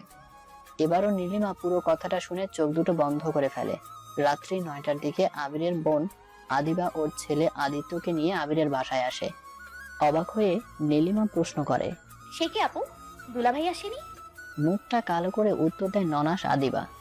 আর বলো না, ওর হসপিটাল থেকে জরুরি ফোন এসেছে, তারপর কি হয়েছে জানি না, ফোনটা কান থেকে নামিয়ে সবার থেকে বিদায় নিয়ে বিয়ে না খেয়েই চলে গেল। ওর মামা এজন্য অনেক রাগ দেখালো। নীলিমা ননাস আসার পর থেকে টেবিলে হরেক রকমের খাবার সাজিয়ে ফেলে। আদিবা হেসে বলে, ওরে পাগলি মেয়ে, এসব কেন করতে গেলা? পেটটা আমার একদম ভরা, পেটে জায়গা খালি নেই একটু। এই দিক দিয়ে নাকি তোমার দুলাভাই যাবে, তখন নিয়ে যাবে আমাদের মা ছেলেকে, তাই এখানে ওয়েট করতে বলেছে। ও আসলেই আমরা চলে যাব। ও, চলে যাবেন? নীলিমার মুখটা কালো হয়ে গেল। একটা হাসি দিয়ে ননাসের জবাব, যাও তো, আলমারি থেকে বিয়ের শাড়িতে নিয়ে আসো তো, দেখি বাচ্চা নিলেকে বউ সেজে কেমন লাগে। বলা মাত্রই নীলিমা দৌড়ে গিয়ে একটা লেহেঙ্গা নিয়ে আসে। ভ্রু কুঁচকে ননাসের জবাব, সে কি, লেহেঙ্গা কেন? নিচের দিকে তাকিয়ে নীলিমার জবাব, এখানে তো শাড়ি নেই, লেহেঙ্গাটাই আছে। মুচকি হেসে ননাস আদিবার জবাব, সমস্যা নেই, এটাও লাল রঙেরই, তাড়াতাড়ি কয়েকটা মুখে দিয়ে ঝটপট লেহেঙ্গাটা পরে আসো, সাজতে হবে তো। নীলিমা ডিনার সেরে নিয়ে তাড়াতাড়ি চেঞ্জ করে লেহেঙ্গাটা পরে আসে। আদিবা নীলিমাকেও ওর সামনে বসায়। হাতে লাল রঙের চুড়ি, চোখে গাঢ় কালো কাজল, ঠোঁটে হালকা লিপস্টিক দিয়ে আদিবা নীলিমার চুলগুলো খোঁপায় বেঁধে দেয়। তারপর নীলিমাকে আয়নার সামনে দাঁড় করায়। আয়নায় নিজেকে নিজেই দেখে লজ্জায় মাথা নিচু করে ফেলে নীলিমা। আহ্লাদির স্বরে আদিবা বলে ওঠে, ওলে লাল টুকটুক বউটা, লজ্জা পেয়েছে রে। ফোন বেজে ওঠে আদিবার। কলটা রিসিভ করে কথা বলে। কান থেকে ফোন নামাতে নামাতেই বলে, তোমার দুলাভাই এসে গেছে, যেতে হবে এখন। তাড়াতাড়ি এখানে একটু দাঁড়াও, কয়েকটা ছবি তুলি। নীলিমা ড্রেসিং টেবিলের আয়নার সামনে দাঁড়ায়। আদিবা বিভিন্ন অ্যাঙ্গেলে নীলিমার অনেকগুলো ছবি তুলে নেয়। তারপর আদিত্যকে ধরে টান দিতে বলে, দাঁড়াও আম্মু। আদিত্য ওর কাঁধে রাখা ব্যাগটা থেকে এক বিরাট গাঁদা ফুলের মালা বের করে। আরো বের করে অনেকগুলো গোলাপ। এগুলো সে কান্নাকাটি করে ওই বিয়ে বাড়ি থেকে নিয়ে এসেছিল, অথচ এখন অনায়াসে সেই ফুলগুলো একটা একটা করে ছিঁড়ে আবিরের বিছানায় ছড়িয়ে দিচ্ছে। নীলিমাকে টানতে টানতে বিছানায় বসিয়ে ওর ওপর অনেকগুলো পাপড়ি ছড়িয়ে দেয়। তারপর মায়ের কাছে গিয়ে হাততালি দিতে দিতে বলে, আজকে মামার বিয়ে, কি মজা কি মজা। লজ্জায় মাথা নিচু করে ফেলে নীলিমা। আদিবা হেসে দেয়। মুস্কি হেসে ছেলেকে কোলে নিয়ে নীলিমার থেকে বিদায় নিয়ে চলে যায়। তারপর এলো সেই রাত। আদিবা আপু চলে যাওয়ার পরই নীলিমা চেঞ্জ করার জন্য বিছানা থেকে উঠে দাঁড়ায়। জামা নিয়ে ওয়াশরুমে যাওয়ার আগে একবার ফোনের দিকে তাকায়। ফোনের স্ক্রিনে দেখে নেয় নিজেকে। ফোনটা হাত থেকে রাখার আগে কি মনে করে যেন আবারও স্ক্রিনের দিকে তাকায়। আচমকা মোবাইলের তারিখটা দেখে উল্লাসে নেচে ওঠে নীলিমা। আজ আমাদের নবম বিবাহ বার্ষিকী। মনে পড়ে নীলিমার আদিবা আপুর সাথে ওই দিন হসপিটালে দেখা হয়। আবিরের সাথে সব ঠিকঠাক মতো চলছে কিনা সেসব কথারই এক পর্যায়ে আবিরের বোন আদিবা ওর থেকে বিয়ের তারিখটা জেনে নিয়েছিল। তার মানে উনি আজ হুট করে আমার বাসায় আসেননি, উনি জেনে শুনেই এসে আমায় সাজিয়েছেন। নীলিমা ওয়াশরুম থেকে ওর জামাগুলো নিয়ে আসে। ওর ইচ্ছে আবির আসলে ওকে এ সাজে দেখিয়ে তবেই চেঞ্জ করবে। আচ্ছা, বুড়ো এসে আজকেও কি আমায় বকবে নাকি এ সাজে দেখে চমকে যাবে? বুড়ো কি আগের মতোই আমার দিকে মন্ত্রমুগ্ধের মতো তাকিয়ে থাকবে নাকি মুখ ঘুরিয়ে শুয়ে পড়বে? আচ্ছা, আগের মতো ও আজকেও কি আমার জন্য প্রিয় বেলি ফুল আর একটা কবিতার বই নিয়ে আসবে? ও কি আজও আমায় পূর্বের ন্যায় হাতে লাল বেনারসি চুড়ি পরিয়ে দেবে? ভাবতে ভাবতেই ফোনটা বেজে ওঠে নীলিমার। মুখে হাসির রেখা টেনে নিয়েই ফোনের দিকে ফিরে তাকায়। কি ব্যাপার, আদিবা আপু তো কেবল গেলেন, উনি কেন কল দিলেন? কল রিসিভ করে নীলিমা। আসসালামু আলাইকুম আপু। ওয়ালাইকুম আসসালাম। কি ব্যাপার, খুব খুশি খুশি লাগছে যে, ঘটনা কি? ধুর আপু, কি যে বলেন না। আচ্ছা আচ্ছা, লজ্জা পেতে হবে না, এখন বলো বুড়ো ফিরেছে কিনা। আপু তুমিও? তুমি তো প্রতিদিন নালিশ করো, বুড়ো এটা করেছে, বুড়ো ওটা করেছে। প্রতিদিন বুড়ো শুনতে শুনতে আমার যে মুখস্থ হয়ে গেছে। যাই হোক, আর বলবো না, এখন বলো ও পার্টি থেকে ফিরেছে কি? এখনো ফেরেনি, বলে গেছে তো ফিরতে রাত হবে। আচ্ছা বুঝলাম, শোনো, যে কথাটা বলার জন্য ফোন করেছিলাম, আজ কিন্তু বুড়ো ফিরলে বুড়োকে সব খুলে বলবে। 2 বছর আগে কি কারণে চলে গিয়েছিল আর তার সত্যটা কতটুকু, সব সব তোমার আজকে জানতে হবে, জানাতে হবে। আমাদের কথা তো শুনতে চাও না, আবিরের মুখ থেকেই না হয় শুনে নিও ডায়েরির গোপন রহস্য। ঠিক আছে, এখন রাখছি, ভালো থেকো। আপু শোনেন। হ্যাঁ বলো। ও শুধু আমার বুড়ো। সরি, মনে হয় কথার মধ্যে 2-1 বার বুড়ো ডেকে ফেলেছি। ওকে, শুভরাত্রি। আদিবা কল রাখলে নীলিমা একটা বড় সড়ো নিঃশ্বাস ফেলে। না, আর নয়, অনেক কষ্ট দিয়েছি, পেয়েছি, আর নয় কষ্ট। আজই সব খুলে বলতে হবে বুড়োকে, জানাতে হবে আসল কথা, জানতে হবে তার সত্যতা। ফোনটা হাতে রেখে নীলিমা মনে মনে কথাগুলো সাজাচ্ছে। ওর বুড়োর কাছে কথাগুলো ঠিক কিভাবে উপস্থাপন করবে। সোফায় শুয়ে আনমনে কথাগুলো সাজাচ্ছিল নীলিমা। একটা সময় চোখে তন্দ্রাভাব চলে আসে, দরজা আংশিক মেশানো শুধু। নীলিমার চোখটা যখন প্রায় লেগে আসে তখনই রুমে আবিরের আগমন। রুমে এসেই আবির বিছানা ফাঁকা পেয়ে এদিক ওদিক কাকে যেন খুঁজতে থাকে। হঠাৎই সোফায় চোখ যায়। আবিরের চোখ বড় বড় করে সোফায় শুয়ে থাকা নীলিমার দিকে তাকায়। মনে হচ্ছে কোনো স্বর্গের অপ্সরী সবুজ পরী ভুল করে স্বর্গ থেকে ধরার বুকে নেমে এসেছে। একটু একটু করে আবির সোফায় শুয়ে থাকা ঘুমন্ত পরীটির দিকে এগিয়ে যায়। চোখ দুটো কষলে ভালো করে আবির আবারও ঘুমন্ত পরীটির দিকে তাকায়। এদিকে রুমেও কেমন মাতাল করা ফুলের ঘ্রাণ পাওয়া যাচ্ছে। এমনিতেই পার্টিতে বন্ধুরা কি যেন খাইয়ে দিয়েছে জোর করে, তারপর থেকে মাথাটা ঝিমঝিম করছে। এখন রুমে এসে দেখলো পরী শুয়ে আছে। সবকিছুই আবিরের কাছে কেমন যেন রঙিন মনে হচ্ছে। আবির ঘুমন্ত নীলিমার সোফার পাশে হাঁটু গেড়ে বসে পড়ে। একটা হাত আবির ওর ভাবনার পরীর মানে নীলিমার দিকে এগিয়ে নিয়ে যায়। আঙ্গুল দিয়ে আবির ঘুমন্ত নীলিমার ঠোঁট ছুঁয়ে দেয়। নীলিমা কেঁপে ওঠে। এটা কি স্বপ্ন নাকি সত্যি? কিছুই বুঝতে পারছে না আবির। ভোরের মধ্যেই আবির যখন ওর মুখটা নীলিমার ঠোঁটের খুব কাছে নিয়ে যায়, তখন জেগে ওঠে নীলিমা। চোখ বড় বড় করে আবিরের দিকে তাকায়। আবিরকে ধাক্কা দিয়ে সরিয়ে সোফা থেকে উঠে পড়ে। কাঁপা কাঁপা গলায় বলে, আপনি ফ্রেশ হয়ে আসুন, আমি টেবিলে খাবার দিচ্ছি। নীলিমা দৌড়ে কিচেনে চলে যায়। আবিরও নীলিমার পিছু নেয়। পেছন থেকে জড়িয়ে ধরে নীলিমাকে। এক হাতে নীলিমার খোপা খুলে দেয়, নাক ডুবিয়ে দেয় চুলের গভীরে। আচমকা আবিরের এমন আচরণে রীতিমতো কাঁপতে থাকে নীলিমা। অনেক কষ্টে আবিরের থেকে নিজেকে ছাড়িয়ে নেয়। খাবার দিচ্ছি, খেয়ে নিন। তাড়াহুড়ো করে খাবারগুলো দিয়ে দৌড়ে স্টাডি রুমে চলে যায়। হাত মোজা পরে ঘুমিয়ে পড়ার প্রস্তুতি নেয়। দরজাটা বন্ধ করার জন্য ধরতেই দরজা ঠেলে রুমে প্রবেশ করে আবির। আবিরের চোখের দিকে একবার তাকিয়ে ভয়ে বুক সেলফের উপরে বইয়ের সাথে পিঠ ঠেকিয়ে দেয় নীলিমা। আবির সামনে গিয়ে এক হাত দেয়ালে ঠেকিয়ে নীলিমার পথ আগলে দাঁড়ায়। মাথার ছোট্ট চুলগুলো এলোমেলো ভাবে নীলিমার চোখে মুখে এসে পড়ছে। কাছে গিয়ে আবির সেই চুলগুলোতে ফু দেয়। একটা বাজে স্মেল নীলিমার নাকে প্রবেশ করে। চোখ বড় বড় করে তাকায় নীলিমা। রেগে প্রশ্ন করে, আপনি ড্রিঙ্ক করেছেন? মাথা চুলকায় আবির। না মানে সবুজ পরীকে দেখে নেশা ধরে গেছে। এক ধাক্কায় আবিরকে ওর পথ থেকে সরিয়ে দেয়। দাঁতের দাঁত চেপে বলে, আপনি এখানেই দাঁড়ান, আমি নেশা কাটানোর ব্যবস্থা করছি। নীলিমা ফ্রিজ থেকে তেঁতুলের টক নিয়ে আসে। আবিরের দিকে এগিয়ে গিয়ে বলে, নিন এগুলো খান, নেশা কেটে যাবে। আবির তেঁতুলের বয়মটা ড্রেসিং টেবিলের উপর রেখে এগিয়ে যায় নীলিমার দিকে। আমি তেঁতুল খাবো না, তোমাকে খাবো। ঘাবড়ে যায় নীলিমা। কি সব উল্টাপাল্টা কথা বলছেন? মানুষকে আবার মানুষ খেতে পারে নাকি?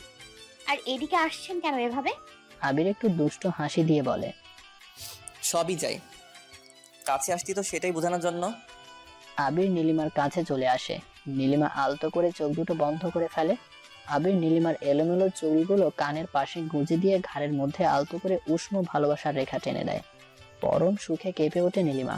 চোখ মেলে তাকায়, কাঁপা কণ্ঠে বলে, আপনার সাথে আমার কিছু কথা আছে, প্লিজ আগে আমার কথাগুলো শুনে নিন। আবির মুখে কিছুই বলল না।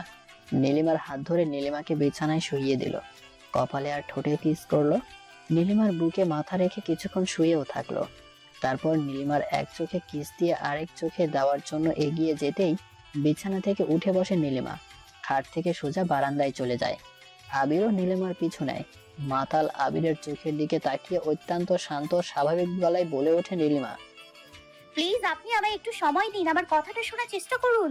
কথাগুলো বলা খুব জরুরি, আপনি কথাগুলো আগে শুনুন, তারপর না হয়।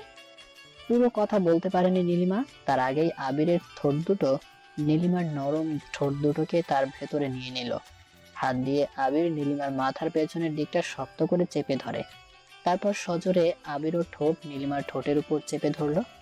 নীলিমা প্রথমে কাঠের পুতুলের মতো দাঁড়িয়েছিল। তারপর একসময় সেও খামচে ধরলো আবিরের দুই কাঁধ। হাত বাড়িয়ে নিবিড় করে জড়িয়ে ধরলো আবিরকে।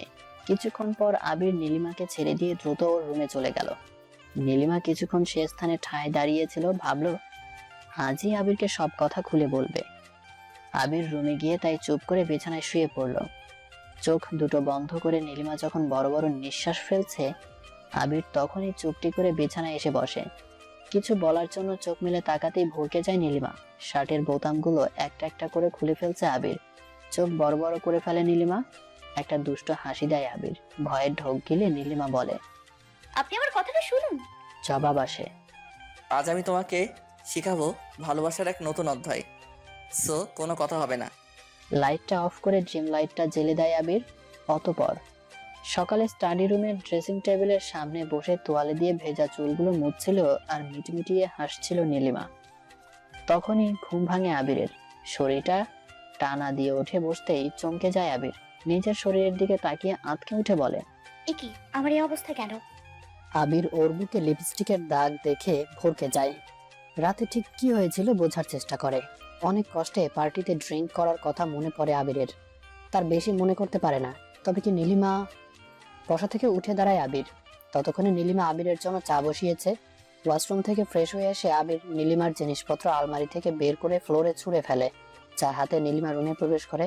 আবিরের এই অবস্থা দেখে ভয় কেঁপে ওঠে, তবে প্রকাশ করেনি। কিছু খুঁজছেন? রাগান্বিত দৃষ্টিতে আবির নীলিমার দিকে তাকায়। নীলিমার হাতের চায়ের কাপটা আবিরের দিকে এগিয়ে দিয়ে বলে, এই নিন, চা খেয়ে মাথা ঠান্ডা করে বলুন কি চাই আপনার, আমি খুঁজে দিচ্ছি। চায়ের কাপটা টেবিল থেকে হাত দিয়ে ধাক্কা দিয়ে নিচে ফেলে দেয় আবির। রাগে রীতিমতো কাঁপা শুরু করেছে সে। কাঁপতে কাঁপতেই বলে, বা হাতে আপনি আমাকে খাবার দিন, ডান হাতে কি হয়েছে আপনার? পছন্দ হয়েছে? কাঁপা কণ্ঠে নীলিমার জবাব। কি হয়েছে আপনার? এভাবে কথা বলছেন কেন? উত্তর দেয় আবির, আপনি এখনই আমার বাসা থেকে বের হয়ে যাবেন, আমি আপনাকে আর সহ্য করতে পারছি না। আবারও প্রশ্ন করে নীলিমা। আমার অপরাধ কি? কি করেছি আমি সেটা বলুন। রক্তচক্ষু নিয়ে আবির নীলিমার দিকে তাকায়। আপনি জানেন না কি করেছেন, নাকি স্বীকার করতে চাচ্ছেন না? যে অধিকার এতদিন আমি নিজ থেকে দেইনি, সেই অধিকার কালকে আপনি জোর করে আদায় করে নিলেন, তাই না? লজ্জা করেনি আপনার একজন অচেতন মানুষের সাথে এরকম কুকীর্তি করতে? জবাব দেয় নীলিমা। কুকীর্তি? পাশে থেকে ব্যঙ্গাত্মক উক্তি ছড়ে দেয় আবির। না, আপনি কুকীর্তি করেননি, সুকীর্তি করেছেন। আপনি ভুল বুঝছেন আমায়, আপনি আমার কথাটা শুনুন। থামিয়ে দেয় আবির। চুপ, একদম চুপ। আমি আপনার কোনো কথা শুনতে চাচ্ছি না। দয়া করে আজকে এই মুহূর্তে এই বাসা খালি করেন, বিদায় হন সামনে থেকে। চোখের জল লুকিয়ে ভাঙা কাপের টুকরোগুলো কুড়িয়ে বাইরে চলে যায় নীলিমা। বেশ কিছুক্ষণ পর রুমে ফিরে নীলিমা। আবির তখন সোফায় মাথায় হাত দিয়ে শুয়েছিল। সোজা কিচেনে ঢুকে নীলিমা চুলায় ভাত বসিয়ে তরকারি কুটতে থাকে। চোখের পানিতে ওড়না ভিজে একাকার নীলিমার। রান্না শেষে গরম গরম খাবার টেবিলে এনে রেখে ডাক দেয় আবিরকে। খাবারের কথা বলতেই গর্জে ওঠে আবির। লজ্জা করে না আপনার? এত কথা শোনার পরও এখন এখানে দাঁড়িয়ে আছেন, এত বেহায়া কেন আপনি? রুমে ঢুকছিল সাইমা। ওদের মধ্যকার কথাবার্তা শুনে দরজা থেকে বিদায় নিচ্ছিল সে। ডাক দেয় আবির। কিরে, বাইরে দাঁড়িয়ে কেন, ভিতরে আয়। সাইমা ভেতরে ঢোকে, মাথা নিচু করে জবাব দেয়, পায়েস রান্না করছিলাম, ভাবছিলাম তোকে দিই। বসা থেকে উঠে দাঁড়ায় আবির, হাসি মুখে বলে, তো আমাকে না খাইয়ে চলে যাচ্ছিস? দে, খাইয়ে দে। সোফার পাশে মাথা নিচু করে বসে সাইমা। আবিরের জোরাজুরিতে বাধ্য হয়ে আবিরের মুখে পায়েস তুলে দিচ্ছে। আবিরও ফাঁকে ফাঁকে সাইমাকে মুখে তুলে খাইয়ে দিচ্ছে। আমার রান্না করা খাবার অনাদরে পড়ে আছে, আর ওই শয়তান মেয়ের খাবার খাচ্ছে। রাগে ফুঁসে ওঠে নীলিমা। টেবিলে রাখা পায়েসের বাটি যেখান থেকে দুজনে খাচ্ছে সেই বাটি হাতে নিয়ে ফ্লোরের মধ্যে ছুরি মারে নীলিমা। আবির সাইমা দুজনেই বসা থেকে উঠে দাঁড়ায়। আবিরকে জড়িয়ে অকথ্য ভাষায় নীলিমা সাইমাকে গালাগাল করতে থাকে। ঘটনার আকস্মিকতায় আবির ঠাস ঠাস শব্দে 4 থেকে 5টা থাপ্পড় বসিয়ে দেয় নীলিমার গালে। থাপ্পড় খেয়েও উন্মাদের মতো নীলিমা সাইমাকে গালিগালাজ করে যাচ্ছে। এবার মুখ খোলে আবির। আপনার উপরটা, বাইরের চেহারাটা যতটা কালো তার থেকে অধিক কালো, অধিক অপরিষ্কার আপনার ভিতরটা। আজ যাকে আপনি বাজে ভাষায় গালিগালাজ করছেন তার নখেরও যোগ্য নন আপনি। আপনি আমার স্ত্রী হবার যোগ্য নন। আমার স্ত্রী হবার যোগ্যতা যদি কেউ রাখে, সে সাইমার মতো কোনো মেয়ে, যার মনটা আপনার মতো নিচু নয়, আকাশের মতো উদার। আপনি এখনো এখানে দাঁড়িয়ে আছেন? যান, এই মুহূর্তে এই বাসা থেকে বেরিয়ে যান। নীলিমা দৌড়ে স্টাডি রুমে গিয়ে দরজাটা বন্ধ করে দেয়। আবিরের দিকে ফিরে তাকায় সাইমা, নিচু স্বরে বলে, ও তোমায় বড্ড বেশি ভালোবাসে ভাইয়া, আজ খুব বেশি বলে ফেলেছো, এর জন্য পস্তাতে হবে তোমায়। সাইমা চলে যায়। ঘন্টাখানেক পর রুমে ঢোকে নীলিমা। সোফায় মাথায় হাত দিয়ে আবির যে পাশটায় বসেছিল তার ঠিক পাশেই আবিরের মুখোমুখি বসে নীলিমা। ফিরে তাকায় আবির। কিছু বলার আগেই মুখ খোলে নীলিমা। আমি চলে যাচ্ছি, আমার জন্য তো আর কারোর জীবন থেমে থাকবে না, থাকতে পারে না। হাতের সাদা কাগজটা টেবিলের উপর রাখে নীলিমা। বা হাতে একটা কলম নেয়, তারপর কাপা কাপা হাতে সাদা কাগজের মাঝখানে বড় অক্ষরে লেখে নীলিমা। লেখা শেষে কাগজটা আবিরের দিকে এগিয়ে দিতে দিতে বলে, এই নিন, দ্বিতীয় বিয়ে বা ডিভোর্সের সময় প্রথম বউ হিসেবে সাদা কাগজের এই স্বাক্ষরটা কাজে লাগবে। প্রত্যুত্তরে কিছু বলেনি আবির, শুধু কৌতূহলের দৃষ্টিতে নীলিমার মোজা পরিহিত ডান হাতের দিকে তাকায়। নজর এড়ায় না নীলিমার। শেষ বেলায় আবিরের কৌতূহলটা মিটিয়ে দেওয়ার জন্য নীলিমা ওর হাত থেকে মোজাটা খুলে কাটা হাতটা আবিরের চোখের সামনে মেলে ধরে। আবিরের চোখ মুখ দেখে বোঝা যাচ্ছে নীলিমার হাতটা দেখে বড় ধরনের ধাক্কা খেয়েছে। উত্তেজিত হয়ে নীলিমার চোখের দিকে তাকিয়ে কিছু একটা বলতে যাচ্ছিল আবির, তার আগেই ভেজা চোখে জবাব দেয় নীলিমা। ভালোবাসার অপরাধে আঙুলটা কেটে নেওয়া হয়েছে। ভালোবাসার অপরাধে আঙ্গুলটা কেটে নেওয়া হয়েছে। শেষ কথাটা শুনে মোচড় দিয়ে উঠে আবিরের ভেতরে। চোখের কোণায় অশ্রুরা এসে ভিড় জমায়, কিন্তু অশ্রুগুলো কেন যেন বাঁধ মানছিল না। বাহিরে বেরিয়ে আসার আপ্রাণ চেষ্টা চলছে, মনে হচ্ছে কিছুক্ষণের ভেতর সমস্ত বাধা অতিক্রম করে এরা বাহিরে বের হয়ে আসবে। নিজেকে শক্ত করে আবির, কিন্তু আবেগকে কন্ট্রোল করতে পারেনি। আচমকা জাপটে ধরে নীলিমার একটা হাত, প্রশ্ন করে, কি করে, কবে, কখন এই অবস্থা হলো? আমায় বলনি কেন এতদিন? কে করলো এত বড় সর্বনাশ? আমায় শুধু একটাবার বলো। নীলিমা নীরব। আবিরের একটা প্রশ্নের উত্তরও দেয়নি। এদিকে আবির প্রায় কেঁদে দিবে এরকম অবস্থা। নীলিমার হাতটা ছেড়ে দুগালে স্পর্শ করে নীলিমাকে নাড়া দেয়, প্রশ্ন করে, কি হলো, উত্তর দাও। একটা দীর্ঘশ্বাস ফেলে নীলিমা আবিরের হাত দুটো গাল থেকে সরিয়ে বসা থেকে উঠে দাঁড়ায়। তারপর অত্যন্ত নরম স্বরে বলে, আসি। বসা থেকে উঠে দাঁড়ায় আবির। ততক্ষণে হাতের ব্যাগটা টেনে রুম থেকে বেরিয়ে যায় নীলিমা। নীলিমা চলে যাচ্ছে। যাওয়ার আগে সিঁড়ির প্রত্যেকটা ধাপে ধাপে ওর অশ্রুকণা দিয়ে ওর কষ্টের, ওর ব্যর্থতার প্রতিচ্ছবি এঁকে দিয়ে যাচ্ছে। এদিকে আবির থ হয়ে পূর্বের ন্যায় সেই স্থানেই দাঁড়িয়ে আছে, যেন সে কোনো ঘোরের মধ্যে আছে। ঘোর কাটে সাইমারটাকে। ভাইয়া, তোমার বউ চলে যাচ্ছে তো, আটকাও ওকে। ভাইয়া, এই ভাইয়া। ঘোর কাটে আবিরের। দৌড়ে বেডরুম থেকে বারান্দায় গিয়ে নিচে তাকায়। ততক্ষণে নীলিমা রিকশায় উঠে পড়েছে। রিকশা তার আপন গতিতে একটু একটু করে সামনের দিকে এগিয়ে চলছে। একটা সময় রিকশাটা আবির সাইমার চোখের আড়াল হয়ে যায়। হাহাকার দিয়ে ওঠে আবিরের ভেতরটা। তাড়াতাড়ি ডায়াল করে নীলিমার মায়ের নাম্বার। রিসিভ করে নীলিমার ছোট বোন লিমা। প্রশ্ন করে লিমা, ভাইয়া ভালো আছেন? প্রতি উত্তরে আবির বলে, নীলিমার হাত কিভাবে কেটেছে? থ হয়ে যায় লিমা। এ ধরনের প্রশ্নের জন্য ও মোটেও প্রস্তুত ছিল না। ও পাশে ঘোর নীরবতা বিরাজ করে। আবারও আবিরের তাড়া। কি হলো, বলছো না কেন? ভাইয়া আজকে কলেজে যাননি? কথা ঘোরানোর বৃথা চেষ্টা লিমার। ঝাঁঝালো কণ্ঠে আবিরের উত্তর, একদম কথা ঘুরাবে না। ওর হাত কিভাবে কেটেছে সেটা বলো। ঢোক গেলে লিমা অস্পষ্ট গলায় জবাব দেয়, কাটেনি, কাটা হয়েছে। কি? চমকে ওঠে আবির। উত্তর দেয় লিমা, সেদিন আপনার ওখান থেকে ফিরে আপু সরাসরি নরসিং দিয়ে আমাদের বাসায় আসে। পরদিন ভোরের ট্রেনে আমরা চিটাগাং মামার বাসায় পৌঁছি। ইন্টার্নির জন্য আপু মামাকে সেখানকার কোনো এক হসপিটালের পাশেই বাসা ভাড়া রেখে দিতে বলছিল। তার পরদিন আঙ্কেল, আপনার বাবা, কল করে। ওনার থেকেই জানতে পারি আমরা আপু আপনাকে যা নয় তা বলে চলে আসছে। সেদিন আমার মা কৌশলে আপুর থেকে জেনে নিতে চেয়েছিল কি হয়েছে আপনাদের মাঝে, কিন্তু আপু নাছোড়বান্দা, ও কিচ্ছু বলেনি। উল্টো মাকে তুইতুকারি করে কান্নায় ভাসিয়ে দিয়েছে চোখ। পরদিন আঙ্কেল, আপনার বাবা আবার কল করে। আমাদের জানানো হয় আপুর শোকে আপনি অসুস্থ হয়ে গেছেন। আমরা যেন যত শীঘ্রই সম্ভব আপনাকে দেখতে যাই। সেদিন রাত্রে আপুকে আপনার কথাটা জানানো হয়। কি জানি কি কারণে আপু রাগে গর্জে ওঠে। মায়ের সাথে চোখ রাঙিয়ে কথা বলে। রেগে যায় মা। কাছেই ড্রেসিং টেবিলের পরে থাকা চাকুটা আপুর হাতে চেপে ধরে। চিৎকার দিয়ে ওঠে আপু। মা এত বেশি রেগেছিল যে আপুর চিৎকার মায়ের কানে পৌঁছায়নি। মা তখনও আপুকে প্রশ্ন করেই যাচ্ছে, কি করেছে জামাই সেটা বল, ও কোনো ভুল করলে সেটাও বল। আপু কিছুতেই আপনার কোনো দোষ স্বীকার করেনি। রাগে দিশেহারা মা শরীরের সমস্ত জোর দিয়ে আপুর হাতের চাকুটা চেপে ধরে। মুহূর্তেই আপুর হাত থেকে আঙুলটা আলাদা হয়ে যায়। আমরা তখনই ওই রুমে পৌঁছি। আমাদের সবার চোখের সামনে আপু চিতল মাছের মতো তরপাতে তরপাতে জ্ঞান হারায়। এটুকু বলে লিমা হাঁপিয়ে ওঠে। এ প্রান্তে দু চোখের নোনা জলে গাল ভিজে যায় আবিরের। লিমারও চোখটা ভিজে আসছিল। অশ্রু মুছে আবারও বলা শুরু করে লিমা, পরদিন ভোরে আপুকে রেখে মা আমাদের নিয়ে ঢাকার উদ্দেশ্যে রওনা দেয়। আসার আগে মামা মামিকে আপুর সম্পর্কে যা যা বলার সব বলে এসেছে। প্রথম কয়েক মাস ওরা আপুকে ভালোভাবে রাখলেও পরে আপুর উপর নেমে আসে অবর্ণনীয় নির্যাতন। মামি আপুকে অকথ্য ভাষায় গালিগালাজ করত।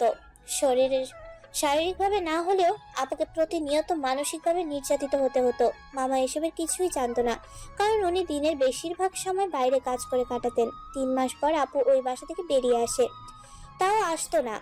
আমার আপুটা না মাটির মানুষ ভাইয়া, খুব সরল মনের মানুষ। শত কষ্ট শত অপমানের পরও কারো প্রতি কোনো অভিযোগ নেই আপুর। মামি যদি ওকে কিচেনের এক কোণেও জায়গা দিত তবুও সে পড়ে থাকতো, কিন্তু মামি তা না করে আপুকে ঘাট ধাক্কা দিয়ে বের করে দেয়। অচেনা শহর, অসংখ্য ছেলেদের অসংখ্য বাজে এক ভাষা, বাজে ইঙ্গিত শুনে বহু সংগ্রাম করে কপাল গুনে আপু হিয়াপ্পুকে খুঁজে পায়। বাকি 9 মাস ওর সাথেই ছিল। ইন্টার্নি শেষে হিয়া পুছলে যায় ঢাকায়। আর এটুকু বলে লিমা থামে। উত্তেজিত কণ্ঠে প্রশ্ন করে আবির। আর কি? বলতে শুরু করে লিমা। আপু চলে যায় আপনার গ্রামের বাড়িতে, আপনার বাবা মায়ের কাছে। সেদিন আপনার বাবা অভিমানে মুখ ফিরিয়ে নিয়েছিল আপুর থেকে, পা ধরে মাফ চাইতে গিয়েছিল আপু। ওর শাশুড়ি মানে আপনার মায়ের, আপনার অসুস্থ মা শুয়ে থেকেই আপুকে লাথি মারে। হু হু করে কেঁদে ওঠে লিমা। আবির লিমাকে থামিয়ে প্রশ্ন করে, কাঁদছো কেন? তারপর বলো না। বলতে শুরু করে। আপু সেদিন ঢাকায় ফিরে যায়, হসপিটালে জয়েন করে। শুনেছি আপনার বাসার আশেপাশেই থাকতো, আপনাকে ফলো করতো, দূর থেকে দেখতো। কখনো আপনার কাছে যাওয়ার সাহস পায়নি, সাহস করে জিজ্ঞেস করতে পারেনি ডায়েরির ওই রাত্রি মেয়েটাকে, কি হয় ও আপনার। চমকে যায় আবির। ডায়েরি রাত্রি? উত্তর দেয় লিমা। হ্যাঁ, আপনার ডায়েরি। আর সেই ডায়েরিতে লেখা রাত্রির কথাই বলছি আমি। হোস্টেল থেকে ছুটিতে আপু যখন আপনাদের বাসায় আসতো তখন আপুকে প্রায় লুকিয়ে একটা ডায়েরি পড়তে দেখতাম, কাঁদতে দেখতাম একলা ঘরে। আপুর বদলে যাওয়ার শুরু হয় তখন থেকেই। সেদিন আপু ছুটিতে এসেছিল, শীতের দিন। আপু তখন বাইরে সবার সাথে আগুন পোহাচ্ছিল। সেই সুযোগে আমি আপুর ডায়েরিতে হাত দিই। বিশ্বাস করবেন কিনা জানি না ভাইয়া, ডায়েরিটা পড়ে আমার বুকটা কেঁপে উঠেছিল সেদিন। আমার আপু একটু বেশিই চাপা স্বভাবের ছিল। শত কষ্টের পরও চিৎকার করে কাঁদতে পারতো না, আবার কষ্টগুলো কারোর সাথে শেয়ারও করতো না, শুধু নীরবে চোখে জল ফেলতো।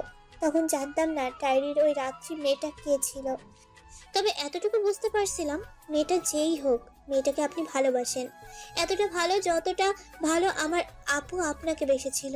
আর ঠিক এই কারণেই অভিমানে চুপটি করে আমার আপু একটু একটু করে আপনার জীবন থেকে দূরে সরে আসে। সেদিন আপুর ডায়েরিতে আপনি যা পড়েছিলেন সেগুলোও ঠিক আছে, ফুলসজ্জার রাত্রে ঘটনাটা মেনে নিতে পারেনি আপু। ভীষণ জেদি আমার এই বাপু। বিয়ের পর দিনই নিজের সাথে নিজেই দৃঢ় প্রতিজ্ঞা করেছে যেভাবেই হোক ও আপনাকে ওর মায়ায় ফেলবে। আর সেই প্রতিজ্ঞা রক্ষা করার জন্যই ও ছোট ছোট অভিনয় করতে শুরু করে, এই ধরুন বাচ্চা, শাড়ি, কান্না, এসব। কিন্তু সত্যি কথা কি জানেন, আপনার মায়াবী চেহারা আপুকে খুব টানতো। অভিনয় করতে গিয়ে ধীরে ধীরে আপু আপনার প্রতি দুর্বল হয়ে পড়ে। এটাই স্বাভাবিক, কারণ আপু যে রক্ত মাংসের মানুষ, কোনো অভিনেত্রী তো নয়। আর তাছাড়া আপনার অকৃত্রিম ভালোবাসা আপুকে পাকা অভিনেত্রী বানাতে পারেনি। কোথায় সে ডায়েরি? আলমারিতে তো দেখিনি। প্রশ্ন করে আবির।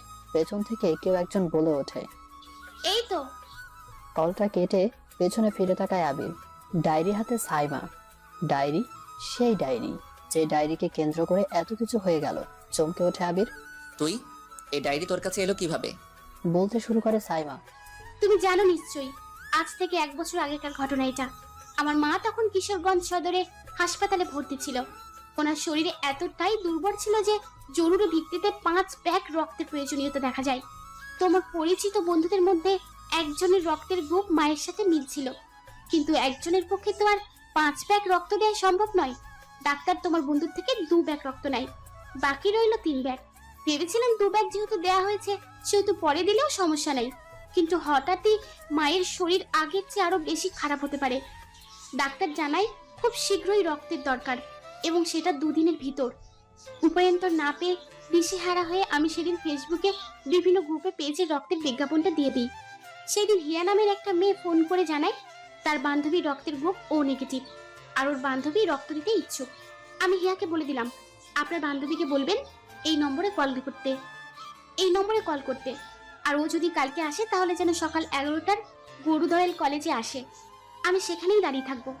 সকাল 10টার ভিতর হিয়ার বান্ধবী চলে আসে, কল করে আমাকে। জানতে পারলাম মেয়েটার নাম নীলিমা। সেদিনে সেই নীলিমা ছিল তোমার বউ। বিয়ের সময় উপস্থিতি ছিলাম না তো, তাই চিনতে পারিনি। সেদিন নীলিমা 3 ব্যাগ রক্ত দিয়েছিল।